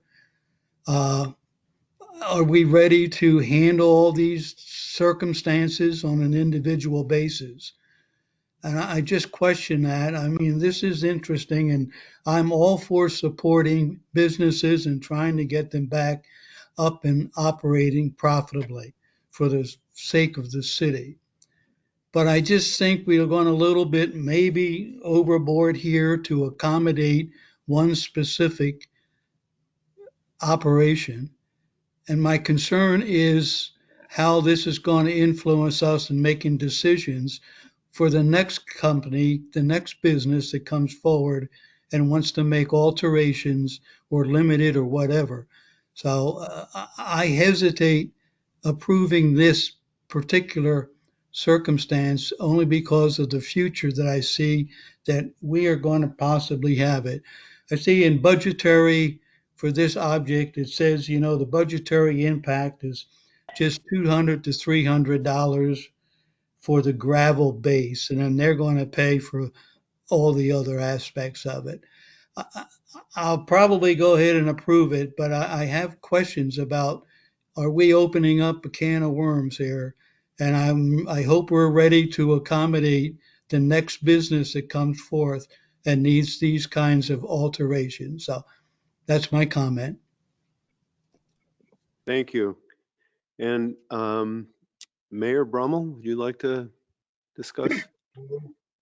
Thank you, Mr. Chairman. Yeah, I'm in favor of the staff recommendation here on a number of levels. If you remember what that corner was like before the wine shop came, well, there's not much to remember because there wasn't anything going on. The wine shop has basically revitalized that building to the point that perhaps other people will be interested in helping in that revitalization. It's already happened once. We have a bike shop that just opened recently right next door. This is a very unusual circumstance, and we're faced with a lot of those in Warrenville because we're dealing with issues that weren't considered in the past and weren't part of what we had to deal with. So I really appreciate all the discussion and all the questions and the detailed analysis that's been provided in going forward. Is the point I tried to make with Ron earlier was that all of these potential requests will be considered on a case-by-case basis. And we're encouraging that type of thing by approving this one, showing that we are open to new ideas. We're open to being flexible. We're open to supporting businesses that try to do something a little bit different that will benefit the community. And I certainly see Evelyn Eve as something that has put us on the map, not quite at the level of Two Brothers yet, but perhaps in the next few years it might be that. But it's the type of thing that's a destination business. It's the only kind of business that we can really expect to see thrive in that building, is a business where people say, hey, that's a neat place I heard about, I want to go there. And certainly this is a situation where we have a unique type one-off business. I would also say that in the past, we've had requests from potential business people from the city that basically said, hey, if you get everything ready for me, I'll start a business here. That certainly hasn't happened in this case. The owner of this business has put her neck out. She's put her money out. She's done all the heavy lifting. She's taking all the risk to make this happen. And then in order to help her continue, she's asking for aid from the city, which I think is entirely appropriate. And I certainly admire the fact that she's stuck her neck out this far with something that, of course, when you start a new business, there's something like, I don't know, a large percentage of new businesses fail. So this was quite a risk on the owner's part. That all having been said, again, this is to me, this is the beginning of momentum for the change of that area of our community with new businesses. If we can at some point, hopefully in the future, add the trailhead on the Prairie Path, we'll have the wine shop there. Perhaps we'll have others. We'll have the bicycle shop. People will stop for a few moments in Warrenville. They'll take a look around and they'll say, oh, look over there. Maybe I could visit that. And then they'll come back. So to me, this is a huge opportunity to revitalize that part of town, something we've talked about and talked about and talked about. Now we have someone who's actually acted on it.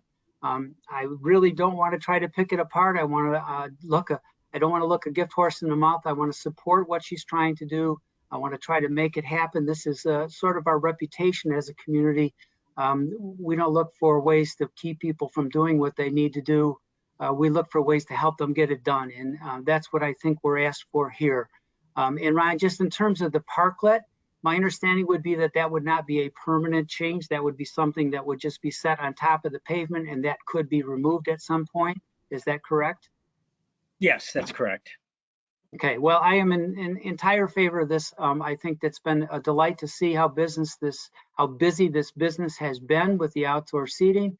And I look for a lot more opportunities like this around that building. That is our historic building in town. I'd love to see it reimagined and revitalized over the next few years. And this to me is the first step.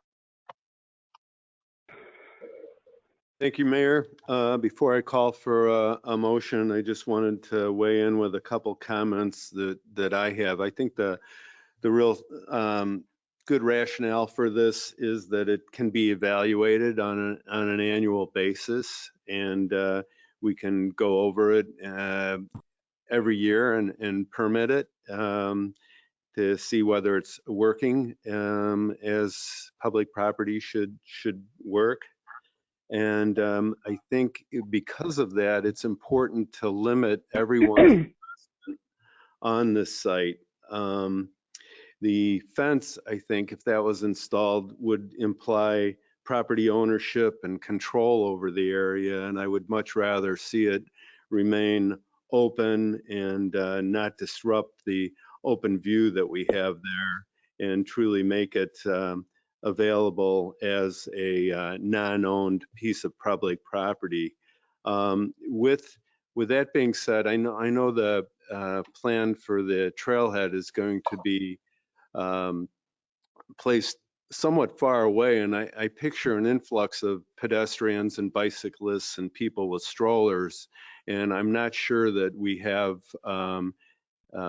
bike racks or any kind of parking places for those strollers and so forth in that small area. And I think as we look at that, we ought to plan for that influx of people coming off the Prairie Path and wanting to have their bikes right next to them as they're served a glass of wine or whatever, that they're not going to want to move them, 100, 150 yards away, wherever whatever the distance is of the trailhead project is going to be. So I think a suitable accommodation for those types of things should be made as part of this project. But generally, I'm in favor of it. And if anyone would like to make a motion, I'd entertain that. Thank you. Alderman Weiner, can I ask a follow-up question? Certainly. Alderman Anderson, go ahead.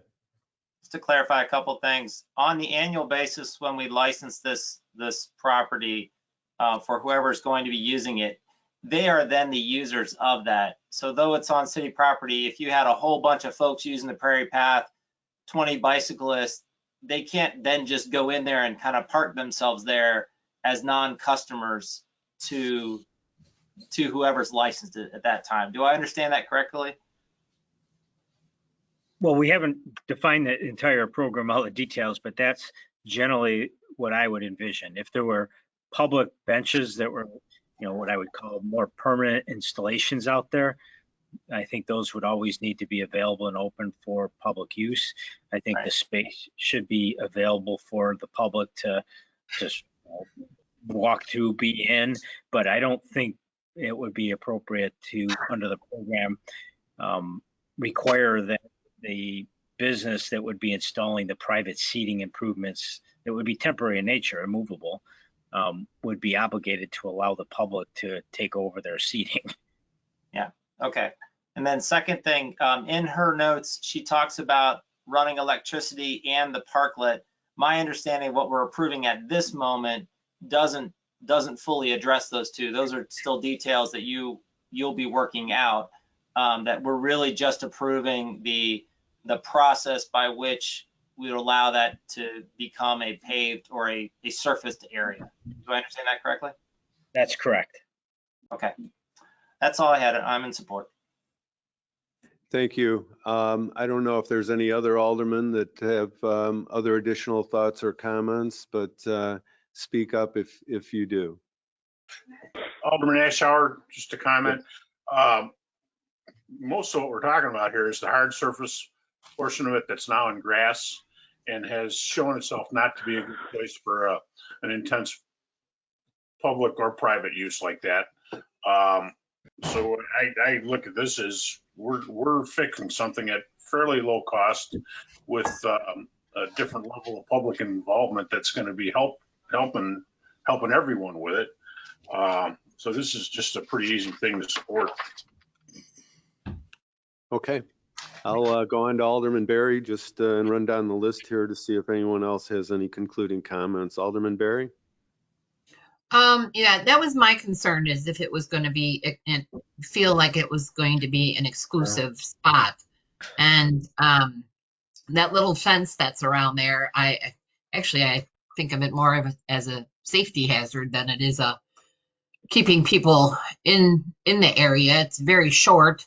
I know that there were children in that space, and I think that's probably more to keep the kids in, but it can be if somebody could, start to fall over, trip, or their chair got caught in the fencing. I just don't care for the fencing, but I guess, having been to other cities and going to Europe, people sit out in front of their restaurants all the time, and I'm sure that piece of property in front of those restaurants does not belong to the restaurants, it belongs to the city. And but people do feel it's exclusive because it's those tables, and the waiters will come out and tell you that these seats are for this restaurant or for this bar or cafe. So I don't know how you go about putting up a sign. I know that they don't have waiters or waitresses there, but I don't know how that would kind of be controlled. That was all I have to say. Otherwise, I'm in favor of what this is. Alderman Davalos?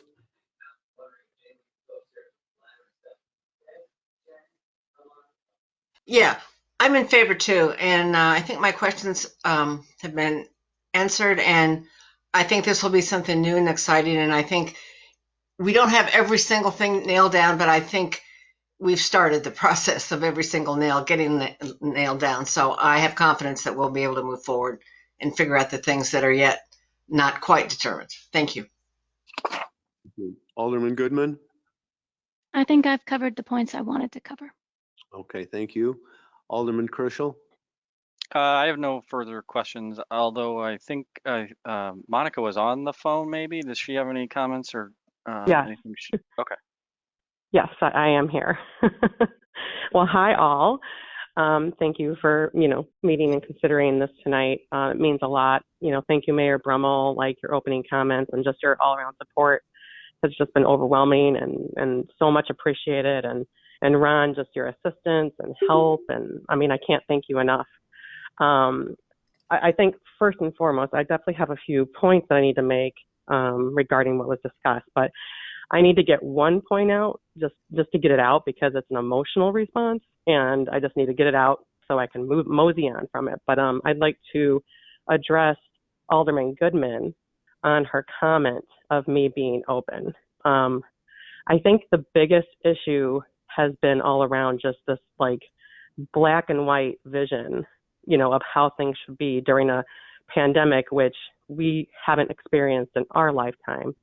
And I find it interesting that you and like people like you look at me staying open as irresponsible and a blatant, fist up against, the government. And that's actually not true at all. I very much cared about people's well-being.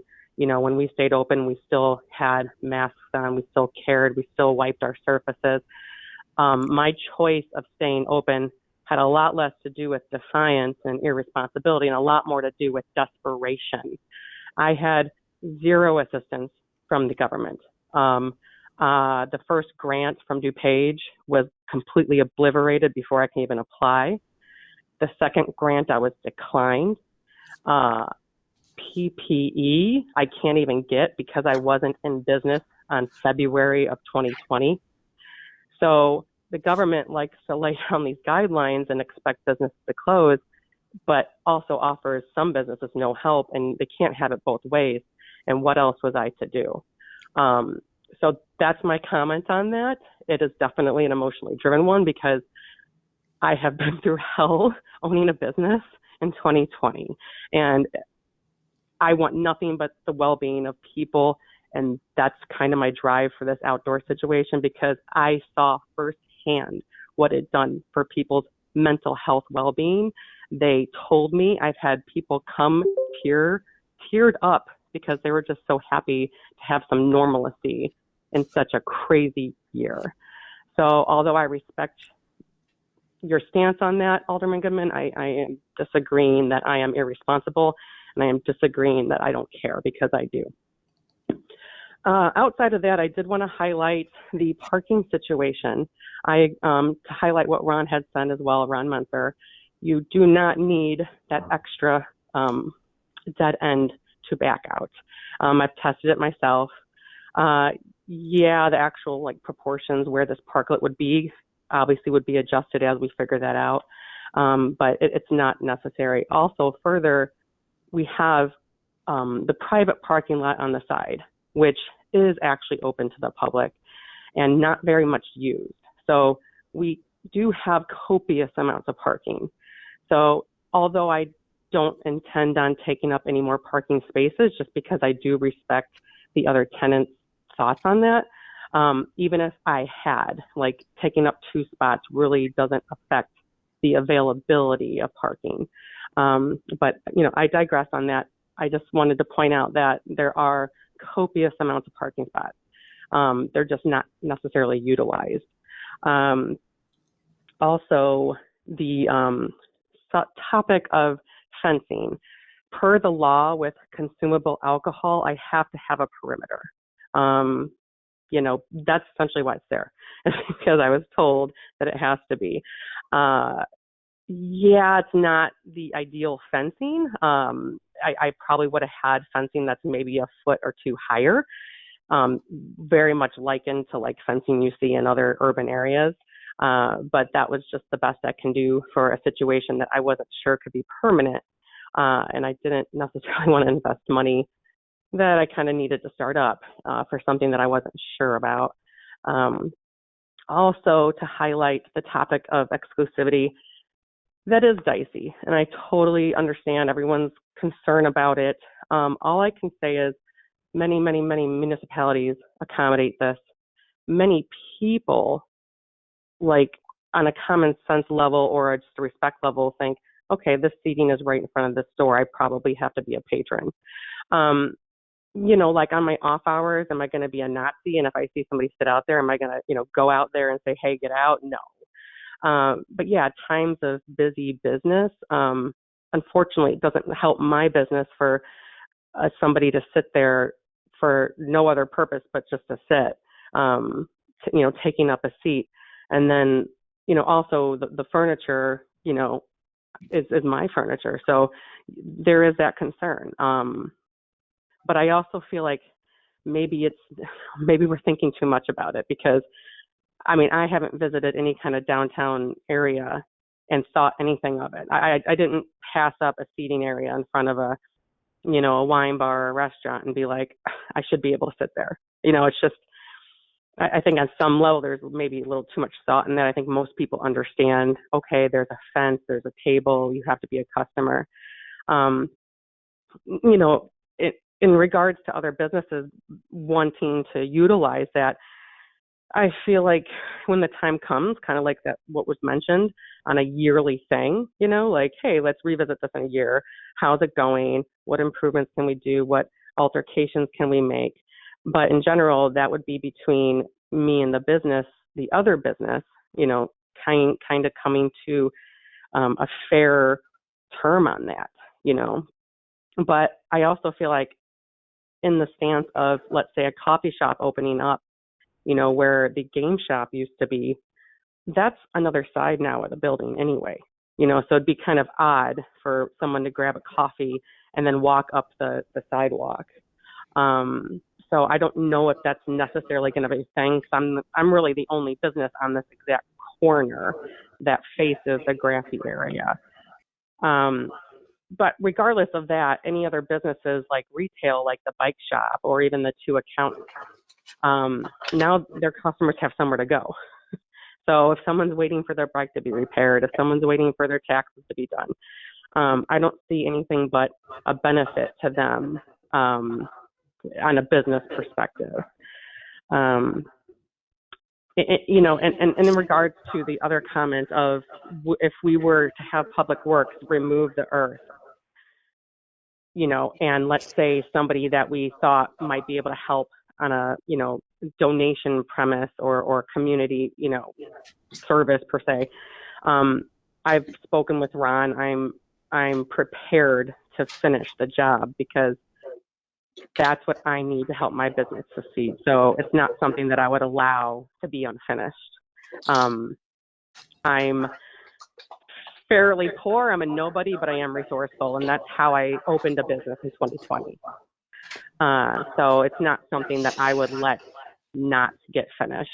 So I hope that calms any concern of, earth being dug up and nothing being done, because I wouldn't allow that to happen. I'm trying to think if there's anything else. But I think in general, though, people on a whole mold and pivot to whatever situation they're in. So if that means somebody now having to back up straight to leave the parking lot, they'll figure it out. It's possible. If that means somebody who's used to sitting on the bench, well, we do have plenty of benches right across the street. And I think if anyone who walks on the Prairie Path or bikes on the Prairie Path, they probably are going to have no qualms walking that distance to go sit on a full-on park. And I also do agree, I'm sorry, I can't remember who said it, but I do agree that we do need some kind of, bike rack, or I guess what, you would call a parking station for strollers, although many people who used our outdoor seating this past summer, they parked their strollers at the table. So I'm not sure if I see necessarily an issue with strollers, but I do see an issue, obviously, with bikes. And speaking with the owner of the bike shop, that's also one of his concerns as well. So I think he would agree that that's something that we could look into when all is said and done, where we can locate somewhere for people to start putting their bikes. Other than that, I can't think of anything else outside of just, yes, there is going to be somewhat of an exclusivity to the seating. You're right. It's not something that I'm going to invest in and then, allow for just anyone to sit. Ideally, it's a customer of mine. But at the same time, I am a very flexible person. And if it's off hours, I even had that this summer. I had a few people they sat and they just wanted a break from the path. And I offered them a beverage and they just said, we're just looking for somewhere to sit just for a few minutes. And I was like, okay, enjoy the fun, so I hope that has some kind of comforting aspect that I'm not somebody who's going to go and berate people for sitting when we're not busy. I am flexible. I'm a very, molded personality. So I guess that's all I have. But all in all, I just want the best for the community. I live here too. I've lived here 6 years. I've passed by this building many years before I actually decided to open a business here, and just thought wow, that has so much potential, and it's really sad that that's not being taken advantage of. So when I finally became a mother, which somehow gave me, I don't know, something happened in me that I'm like, I can do anything. That's when I just decided if that space ever opens, that's my shop. And Okay. crazy enough, the universe made it happen. So We need to move along. So could you well, I will summarize? wrap up then. Yes, I just, please consider everything I had said. I think this is totally doable. I can envision it, and I hope on some level all you guys can as well. Okay, thank you. Alderman Krischel, any other additions? Nope, I'm good. Thank you. All right, Alderman Wilson? Nothing else. Okay, and Mayor Brummel, any last thoughts? Just one quick question for Ron. The parklet is going to be a separate issue that will come back. How will that be determined of what it's going to be like and what are the requirements? Well, technically and I haven't had this discussion with Eve, or Monica, I should say, of Eve, the city administrator. Technically, under the city's temporary program, staff has the administrative ability to allow for the use of street pavement. That's how she was able to use the 2 parking spaces last year. So it is possible that, that we could work through the temporary program and she could put those improvements out there under the temporary permitting program. But ultimately, I envision that if there's permanent code amendments that are ultimately approved by the city council, that those improvements, that type of improvement, would at least initially need to be reviewed and approved by the city council if it was going to remain on a somewhat ongoing basis. Okay, so moving forward, we would have a different process for that type of an approval. But for this particular case that we're looking at right now, we're in pretty good shape for her to be able to do that, to put the parklet in. She has to work, we have to work through the process, but yes, there's a process in place that could make that happen. Ultimately, it's the city administrator he has the authority under the current program to issue those permits for encroachments into the right of way under the current program. So he and I have not had any discussions about this yet to see if he would be interested in entertaining that under the current temporary program. But that's something that we will have after this meeting tonight, a discussion we'll have after this meeting tonight. Okay, so that can possibly move forward given everything that we have already in place. Right. Okay, thank you, Ron. That's all I have. Okay, thank you. That concludes the comments and questions. If someone care to make a motion, that would be good. This is Alderman Berry. I would like to make a motion to recommend the city council authorize city staff to excavate and remove the soil, install a gravel base, and coordinate the installation of a concrete or paver brick surface from labor and materials donated by a local business in the public property located immediately adjacent to the east end of the existing Stafford Place street pavement. Second, Alderman Ashour. Motion and a second. Deputy Clerk, would you please read the motion's roll call? Alderman Davalos, Aye. Alderman Ashour, Aye. Alderman Chrisell, Aye. Alderman Widener, Aye. Alderman Wilson, Aye. Alderman Berry, Aye. Alderman Goodman, Nay. Alderman Anderson. Aye. Motion carries. Okay, thank you, everyone.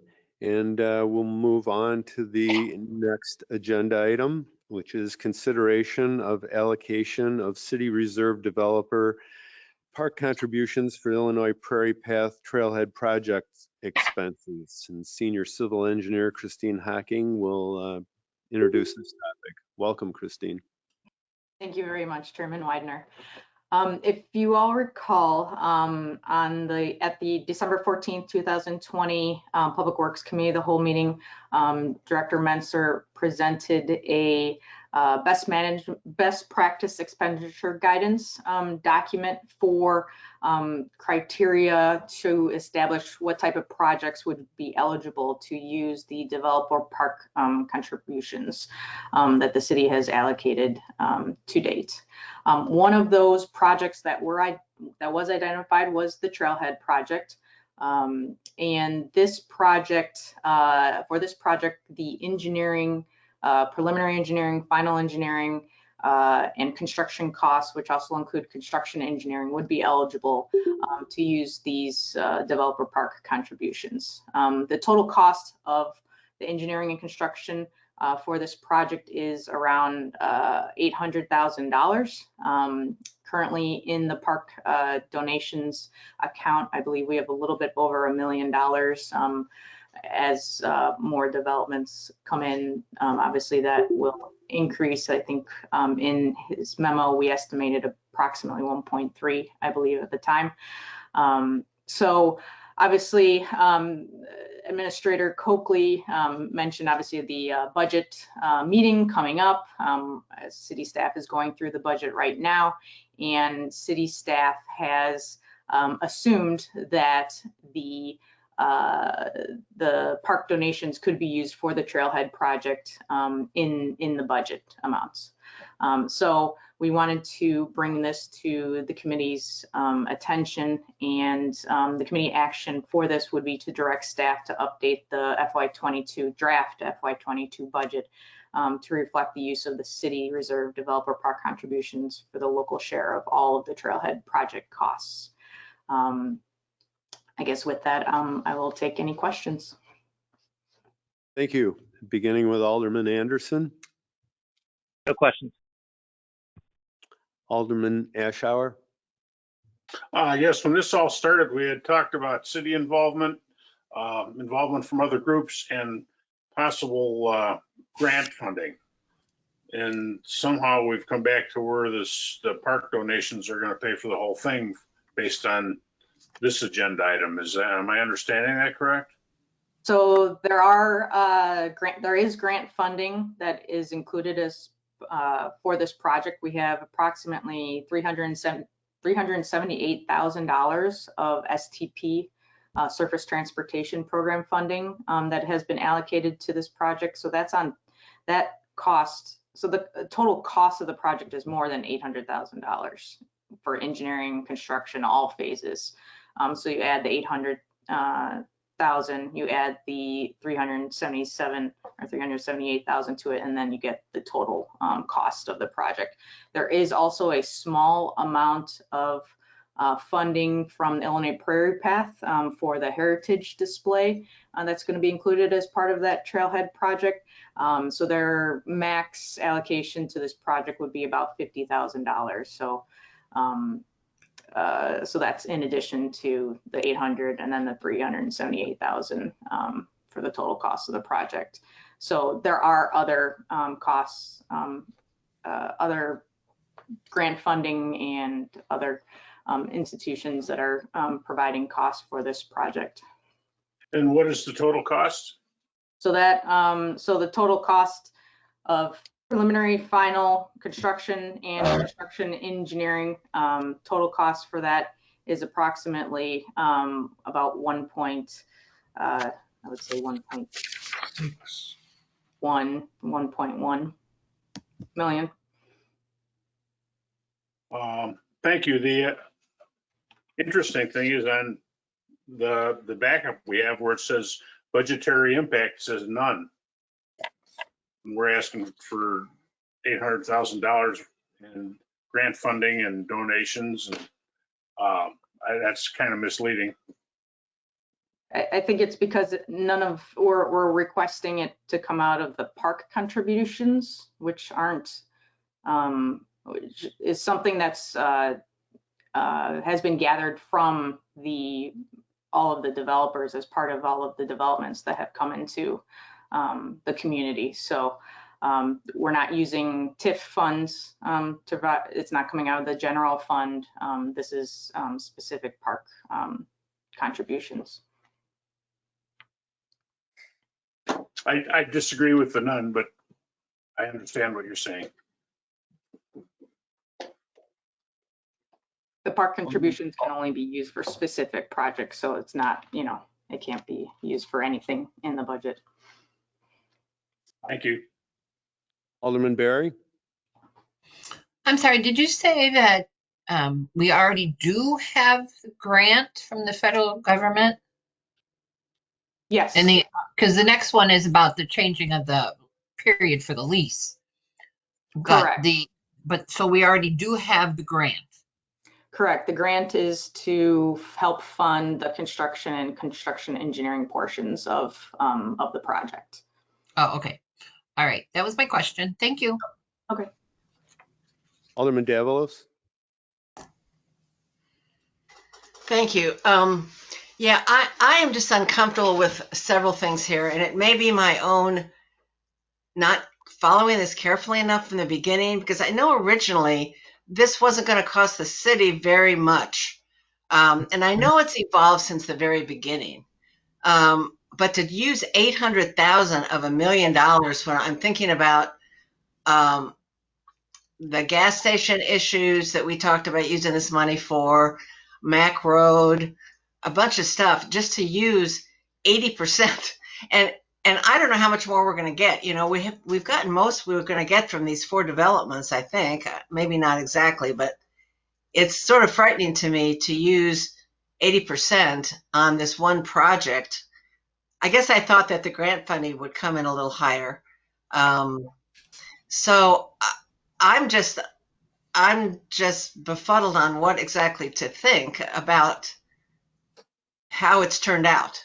And I know a lot of it is finding money because of COVID that we might have had in another way, and not wanting to burden the TIF and not all kind of things.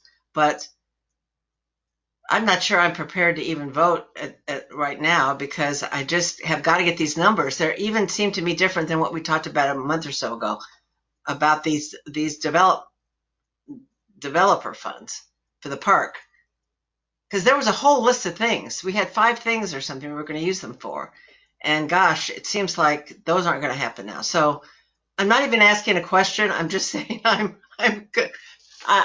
unsettled, whatever that means.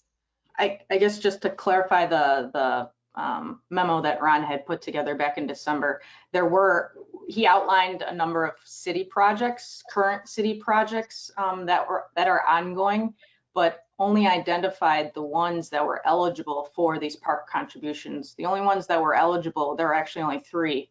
Trailhead being one, the Citgo redevelopment, future redevelopment, and also the Warrenville Grove project, which City Council decided not to move forward with. The Mac Road project, the Route 59 project, sidewalk or multi-use path project, those projects were not deemed eligible to use these park contributions with discussions with the city attorney. Ron, if I've misstated anything, please clarify. No, though, you haven't misstated anything. I would add just one additional clarification is that on the Citgo property, these funds cannot be used for all of the costs on the Citgo property. They could really only be used for any costs that are directly related to the future open space component Right. Yeah. on that property. And the numbers that Christine's presenting tonight, the total cost of the project, these are numbers that aren't new numbers. These are consistent with the numbers that we've been presenting to the city council recently as the scope of the project has evolved. There's been some key changes to the project. Originally, the project was anticipated to be a $600,000 or $700,000 project, and that was based on a relatively modest prefab bathroom facility, and ultimately it was determined and recommended by the work group, and my understanding that the city council was okay with moving forward with something that was more not, I wouldn't say decorative, but higher quality, not so kind of roll off the back of a truck, more in character with the rest of this area of our community and the investments that have been made. So they are big numbers, but they are numbers that have been discussed and presented before tonight. Do we, and thank you, that helps. Do we have anticipation of receiving any more of these developer monies for parks? Yeah, in lieu of parks? There's, like half of the units in Lexington, Trace, and Everton, half of the townhome units still have to be issued permits. So there'll be more donations that are collected from both of those two projects. The townhouse component of the Riverview West project, they just submitted their final PUD application. There's 60 townhouses there. They would have to pay donations if that gets approved when they pull the permits for each one of those. So we had estimated when we presented this expenditure guidance in December that based on the projects that are either in process or had received some kind of preliminary approval from the city council, that we expected the city's share of park donations that would be generated by those developments as they all develop out would be a total of about 1.3 million. So you're talking about another 300,000 on top of what we already have, or there would be about a $500,000 balance if we allocate the 800 to this particular project. I mean, okay. The last thing I would say, this, from my conversations with the city administrator and the finance director, the reality of the situation is if we don't use the park donations is that the city will either have to forego or delay the project, which could create some issues and cause us to lose funding, the grant funding that we have already obtained, or we would have to find some other source. And really the only other source is the general fund balance that we're already dipping into to balance the general fund. So, and I don't mean to be blunt, but the reality of the situation is if we want to move forward with this project, this is seems to be the most logical and least painful and appropriate way to do it. Okay, that's a good clarification. Thank you. Alderman Goodman. I want to agree with Alderman Ashour. None is a budgetary impact here in the memo is flat out incorrect, or it's an error in the memo. I also want to agree with Alderman Davalos about how the scope has expanded, from about $250,000 commitment initially to the new figure here. And I can see why that seems like a much bigger piece of the park contributions than we even just were talking about in December. But things have changed since December. In December, we decided not to do the Warrenville Grove Trail project.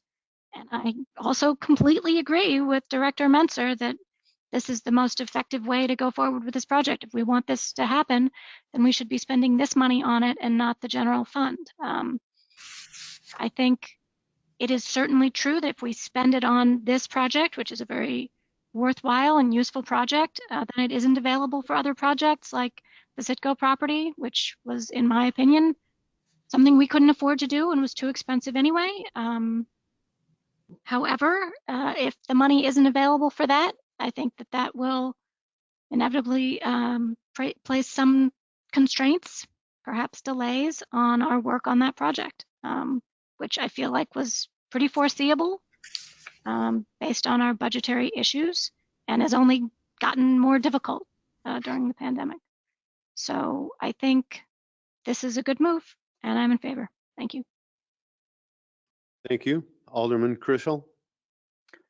Just a quick question about the funds that, what's the, I remember at a certain point, these funds have to be used by us, X amount of years or what, can you help me understand or remember what that is? So right now, you're talking about the park donations? Correct, yes. Ron, can you address that?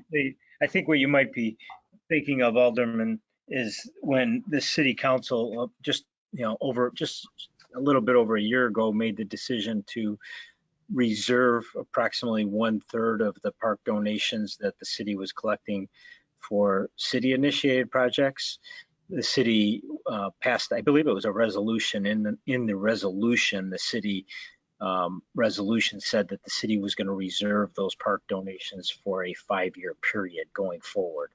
And after a 5-year period, under that resolution, anything on balance, I think, that hadn't been already allocated and used for a city project could be rolled over and redistributed or shared back with the park district for their use. Okay, yes, that's what I remember. Okay, thank you. Alderman Wilson. I have no further comment. I'm in favor of this and looking forward to the vote. And Mayor Brummel. Thank you. I fully support the staff recommendation. Thank you. Okay, it's time to make a motion. If someone would do so, we'll conduct a vote and see where we go on this project. I'd like to make a recommendation to direct staff to update the draft fiscal year 22 city budget to reflect the use of city reserve development park contributions for local share of all trailhead project related costs. Alderman Davalos, second. Okay, we have a motion and a second. Deputy Clerk, will you read the roll on the motion, please? Alderman Berry, Aye. Alderman Weidner, Aye. Alderman Chrisel, Aye. Alderman Wilson, Aye. Alderman Abshauer, Nay. Alderman Goodman, Aye. Alderman Anderson, Aye. Alderman Davalos. Aye. Motion carries. Okay, thank you. And we'll move on to the consideration of the revised lease for this area agreement with DuPage County for local Illinois Prairie Path Trailhead project improvements. And once again, Senior Civil Engineer Christine Hocking will present this item. Christine? Thank you very much. In 2004, the city entered into an intergovernmental agreement with DUDOT for the maintenance of the DUDOT right-of-way, which is adjacent to City Hall, essentially where the Prairie Path is, and some parcels around there. This agreement outlined what the city would maintain. And as we moved forward with the Trailhead project, because we were getting federal funding for part of the project, they required for any leases for grant projects to be a minimum of 20-year lease. Our current lease with the county is a 2-year renewals automatically every 2 years. So since 2004, nothing has been changed with that IGA. However, because of the grant funding, we needed to update it. We also wanted to include the new trailhead amenities that the city would be maintaining in that IGA. We wanted, obviously to replace and update the IGA with, I think there was some just insurance requirements in there to match what the city currently has provided. So in the attachments, backup information for the agenda is the IGA, the new amended and restated lease agreement. between the county and the city. Our city attorney reviewed it, as well as the DUDOT attorney, and what you see is the agreed upon new lease agreement. I'd like to take any questions at this time. Thank you. Beginning with Alderman Anderson. No questions or comments.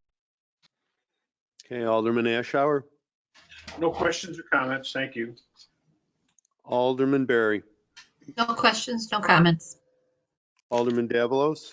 Nothing further to add. Thank you. Yeah, Alderman Goodman. My only comment was that I was very surprised to see how big the right of way is on the, I guess it'd be north side of Batavia Road, northeast. No, I wasn't on the council in 2004 when this was first negotiated, and I did not realize that we were leasing that area from them. And I wonder, that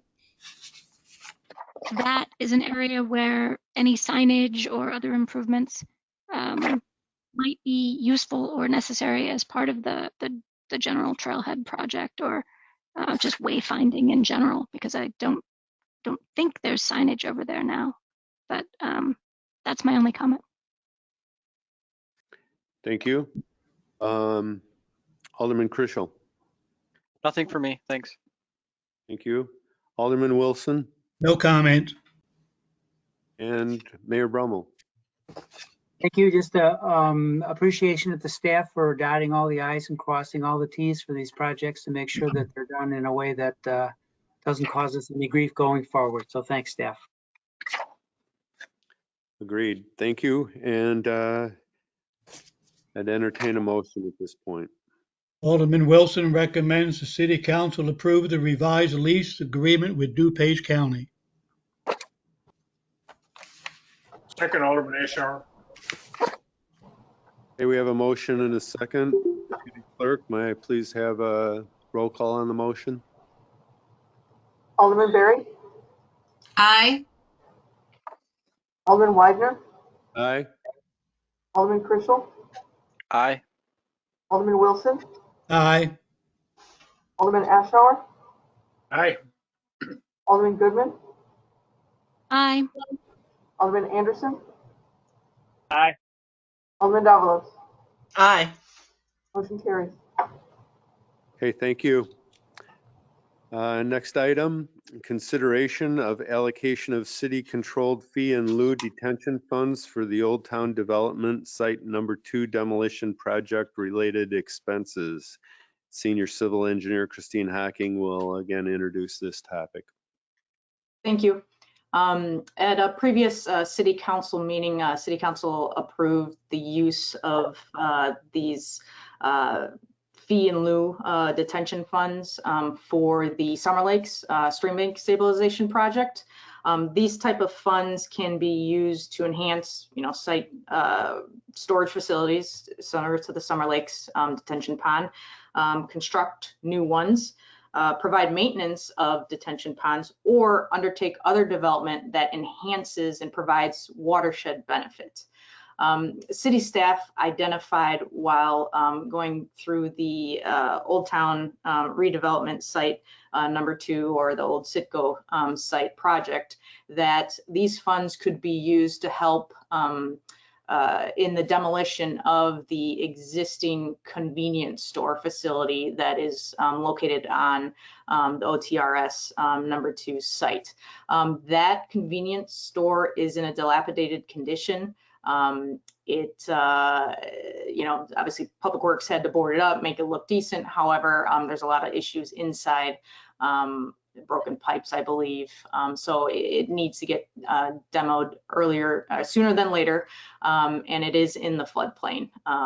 So these detention, fee in lieu detention funds may be used to help demo that building, because it will provide a watershed benefit by providing more floodplain storage along the West Branch.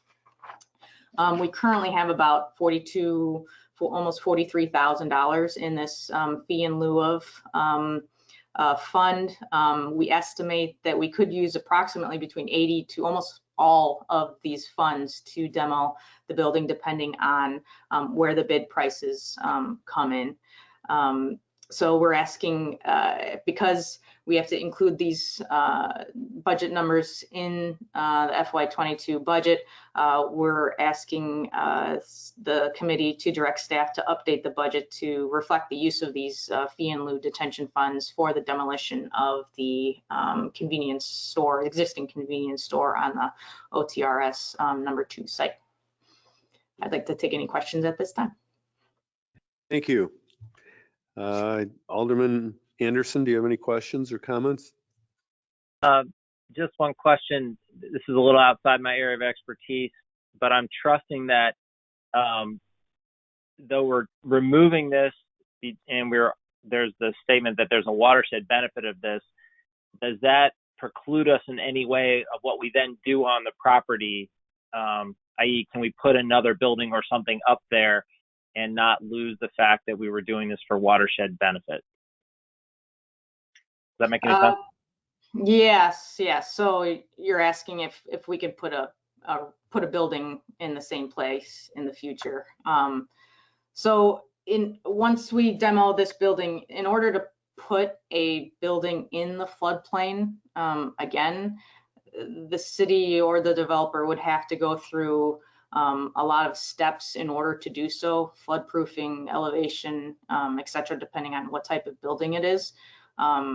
So essentially they would be we would be creating a watershed benefit, and if someone puts in a new building, they would have to avoid creating an issue in the floodplain again. So I guess we wouldn't be taking away the watershed benefit, because they would have to try and work their way around the regulations or with the regulations to make sure that there's no detriment, I guess, to the watershed. Okay. No further questions. Thank you. Alderman Ashour. So that would just mean they'd have to provide compensatory storage or Correct. that thing, like somebody normally would if they're building in a floodplain. Correct. Yep. Thank you. Alderman Berry. Okay, no questions. Thank you. Alderman Davalos. Thank you. So we don't know yet what that total demolition is going to cost until we get back the bids or the estimates. Correct. So we don't know how much $42,850 is going to, how much difference it's going to make, right? I don't know if Ron knows off the top of his head how much the demo is estimated at. I think it might be, yeah. Oh, yeah, I think we've estimated, let me just check here real quick. I'm gonna see what's close to it. Around 82.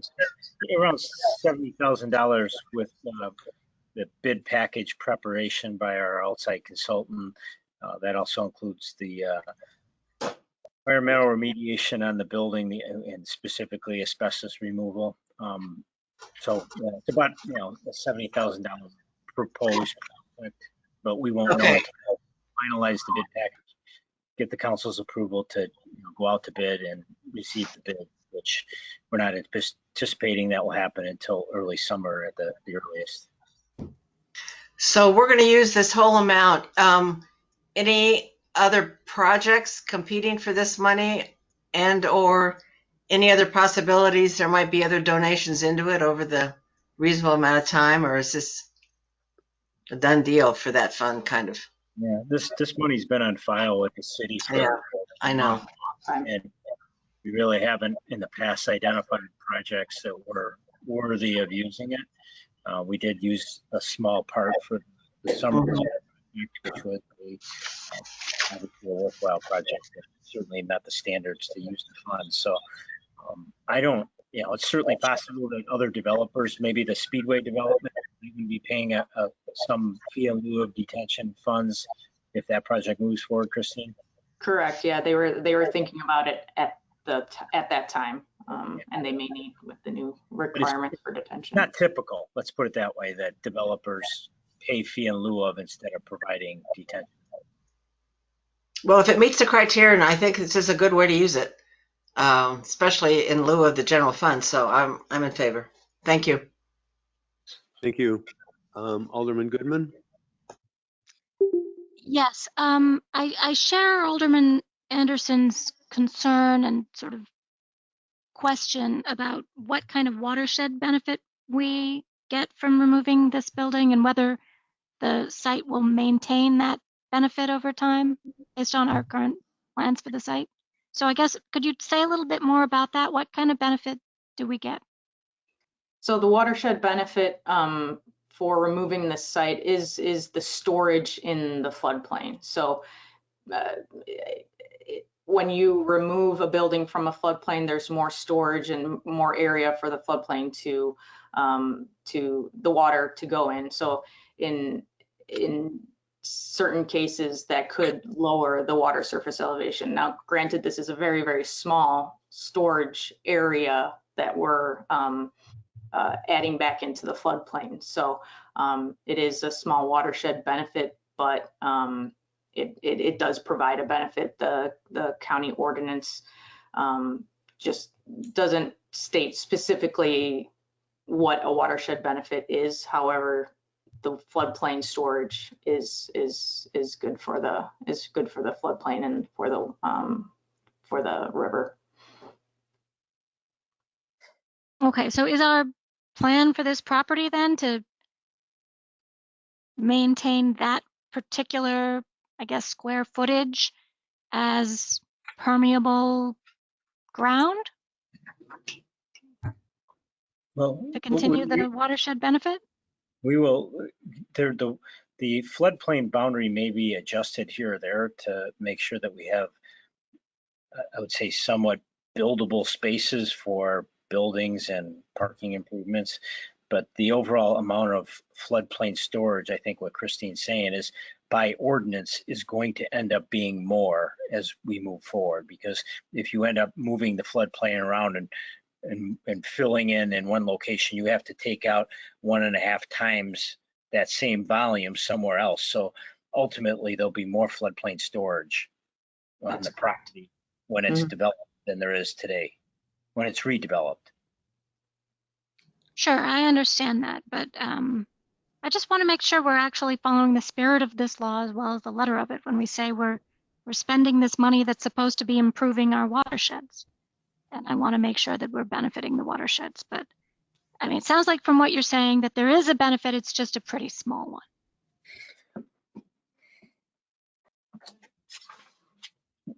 I would add to that. I mean, Christine's focusing on the floodplain storage, but the reality of the situation is that that site's virtually 100% impervious right now, with the exception of the right at the corner of Batavia and Warrenville. There's a little landscape corner there.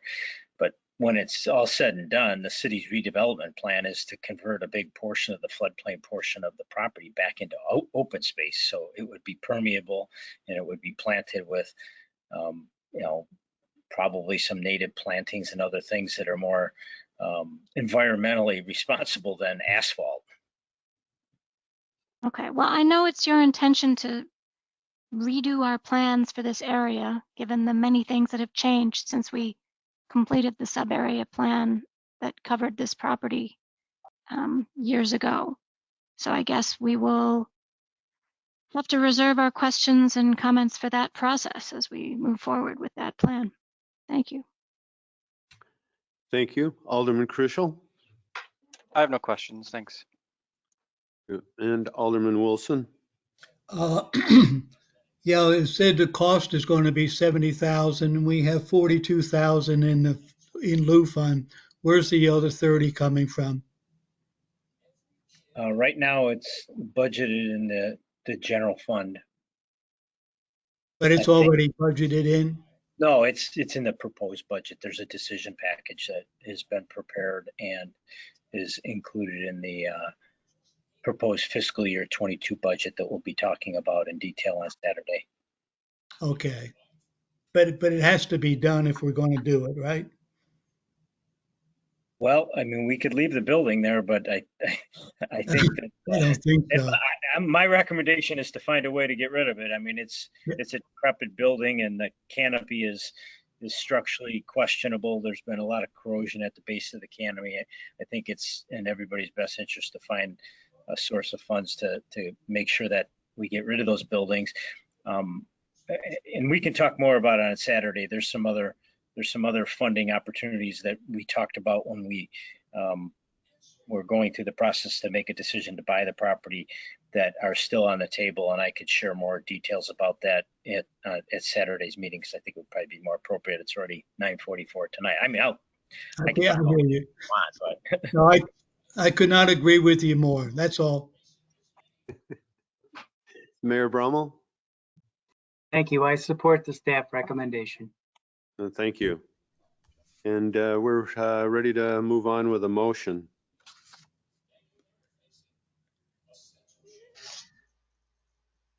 Oh, where is it?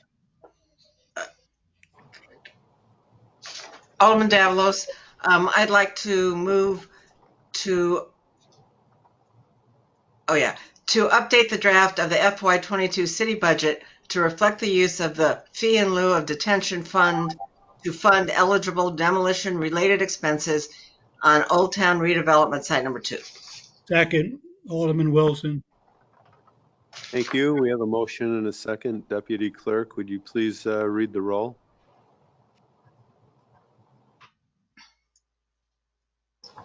Alderman Chrisell, Aye. Alderman Wilson, Aye. Alderman Anderson, Aye. Alderman Berry, Aye. Alderman Goodman, Aye. Alderman Davalos,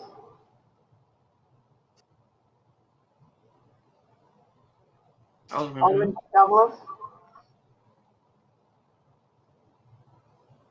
Alderman Davalos.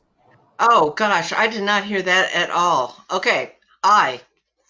thank you. Alderman Widener, Aye. and Alderman Ashar. Aye. Motion carries. Thank you.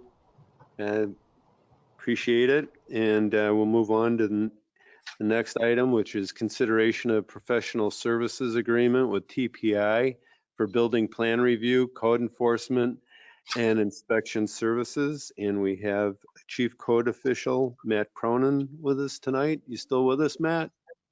I'm still here. All right, good deal. They tell you about this when they interviewed you, that their meetings last this long and you'd be up late presenting? Yeah, Ron told me to just stay at the office tonight, but I elected to come home for some reason.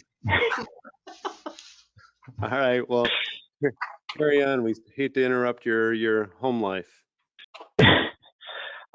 City staff has been working to finalize a professional services agreement with TPI Building Code Consultants. They provide plan review services, code enforcement, and inspection services. All of these are things that we do in-house and will continue to do in-house. And the intent of this contract is to have it if we ever need it. If there's any vacancies, if someone goes on vacation, we run a lean department. Our department is correctly sized for what we do, but when someone steps out and goes on vacation or is out of the office for some reason, the intent is that these services would allow us to fill in for that. And if we had a larger project that required additional plan review because we just can't keep up with it in-house, this would also be something to fall back on. So the intent is that this is an as-needed basis. It's not something we're using every day. And it is in the budget that we have this built in for the occasional use throughout the year. Great, thank you. You ready for questions and comments then? Yep. Beginning with Alderman Anderson. No questions. Alderman Ashour. No questions, thank you. Thank you. Alderman Berry. No questions. Alderman Davalos. No questions. Alderman Goodman. Nothing from me. Alderman Chrisell. No questions. And Alderman Wilson. I have no questions. And I assume the mayor's okay with everything? I'm good. Just wanted to welcome Matt. I think this is your first meeting, isn't it, Matt? Yes. This is my first one. Yep. Well, welcome aboard. Thank you. Okay, we just need a motion on this item. Alderman Davalos. Oh, did somebody else go ahead? That's fine. This is Okay. Alderman Barry. I'd like to make a motion to recommend the city council approve a resolution approving a contract with TPI Building Code Consultants Incorporated for building plan review, code enforcement, and inspection services. Second, Alderman Asher. Okay, we have a motion and a second. Deputy Clerk, would you please read the roll on the motion? Alderman Asher? Aye. Alderman Goodman? Aye. Alderman Widener? Aye. Alderman Anderson? Aye. Alderman Wilson? Aye. Alderman Barry? Aye. Alderman Davalos? Aye. Alderman Krischel? Aye. Motion carries. Thank you. Our next item is consideration of professional services agreement with Safe Built for building plan review, code enforcement, and inspection services. And once again, Chief Code Official Matt Cronin will present this item. Matt, take it away. Thank you. This one is the same services you'll notice as the last item, but a different company. So the intent here is that these companies consult their services out to a number of municipalities. And when you have a need for these services, we want to make sure that we have someone available. And if one or the other service is unavailable, we want to make sure we have a backup. Additionally, this allows us to, if something goes wrong with one service, if they're giving us a consultant that we don't necessarily like what they're doing, this gives us an alternative that we can turn to and use in a similar manner. So it's the same stuff I just went over in the last one with a different company. So if anyone has any questions, I'm ready for them. All right, great. Thank you. Beginning with Alderman Anderson. No comments. Alderman Ashour. No questions. Alderman Barry. No questions. Alderman Davalos. Yeah, do we have to pay any kind of a fee, even if we don't use them, just to sort of keep them available? Is there a retainer No. sort of thing? Okay, thanks. No. Alderman Goodman. Yes, we have experience with the other companies. So this company is more of a backup and they understand that. Is that correct? Yep, we've conveyed that to them, not so directly, but that we've been working with someone else. And our intent with this other company is that we'd have someone to turn to if we need it. So we have a relationship with TPI, and Safe Built would be kind of our backup if TPI is unavailable. Thank you. Yep. Very good. Alderman Krischel. I have no questions. Thank you. Thank you. Alderman Wilson. I have no questions. And Mayor Brummel. I'm good. Thank you. All right, great. Someone care to make a motion, please? I'd like to recommend the city council approve a resolution approving a contract with Safe Built for building plan review, code enforcement, and inspection services. Second, Alderman Davalos. Thank you. We have a motion and a second. Deputy Clerk, would you please read the roll on this motion?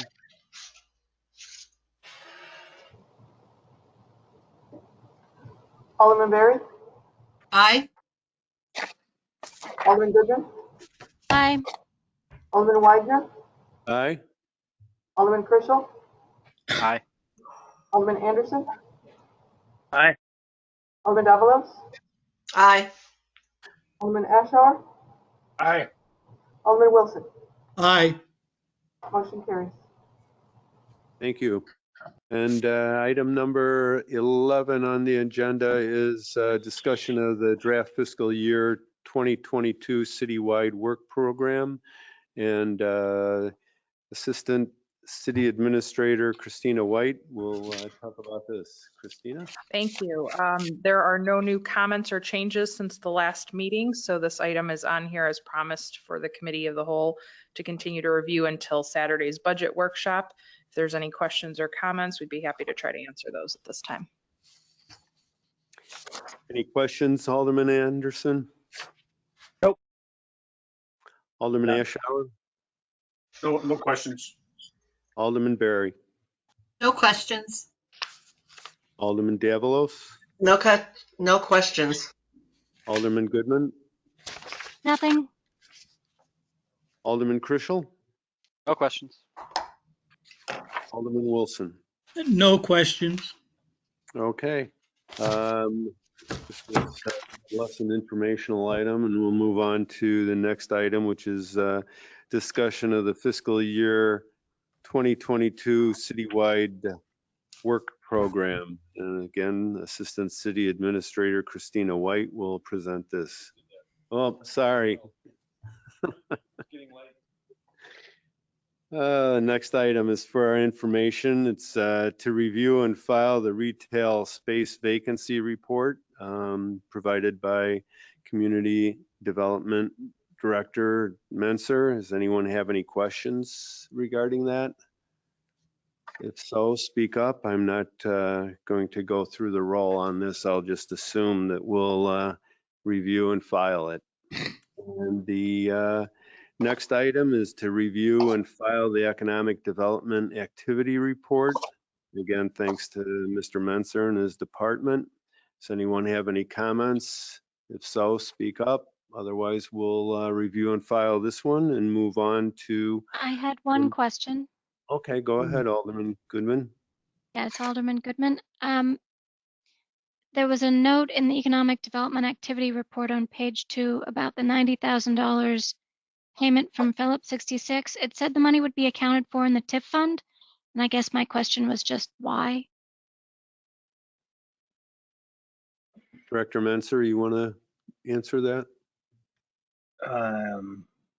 That's honestly a question that would be best addressed by Finance Director Dahlstrand, and we can certainly let him know that you had that question, and he can follow up. Probably provide that answer at the budget meeting on Saturday. We did talk about it. I just don't remember. I think I have an idea of it, but I would be kind of tripping my words if I was trying to articulate it to you. I think he would be able to explain that more clearly than I, because it's an accounting issue. Okay, the city administrator might be able to comment on that. Mr. Coakley? Yes, after I raised my hand, Ron finished his comment, pretty much what I was going to say, but we did discuss that, and just, as I recall, it's been determined that really isn't appropriate to look like it's being deposited into a TIF fund, so it will be accounted for otherwise, and we'll have, I'll make sure that I discuss that with Kevin. He can comment on it specifically on Saturday at that meeting. That's a very good question, Alderman. Thank you. Okay, thank you. Okay, if there's no other comments, we'll move on to item 14, which is to review and file Community Development Department fiscal year 2021 work plan update. Anyone have any questions regarding this item? Scanning the screen and seeing none, we'll move on to item 15, review and file the bi-monthly code enforcement activity report. Does anyone have any comments or questions regarding this? If not, we'll go ahead and file that report. And again, thank you to the Community Development Department for putting all these reports together for our information. And that brings us to the end of tonight's meeting. If anyone would like to make the final motion, I think everyone would praise them. I'd like to make a motion to. Everybody wants to, huh? I'm surprised nobody's in their pajamas yet. Looking out. Go ahead, Alderman Wilson. I move to adjourn. I second. Okay, we have a motion and a second. Deputy Clerk, will you read the final roll call on this motion, please? Alderman Anderson? Aye. Alderman Ashour? Aye. Alderman Barry? Aye. Alderman Davalos? In honor of Matt's first meeting, I vote aye. Alderman Goodman? Aye. Alderman Purcell, Aye. Alderman Widener, Aye. Alderman Wilson. Aye. We have a quorum, and we have a approval. Motion carried. I'm too tired for this. Thank you very much for all you've done. We appreciate it. And good night, everyone. Thanks, Bill. Aye. Thank you.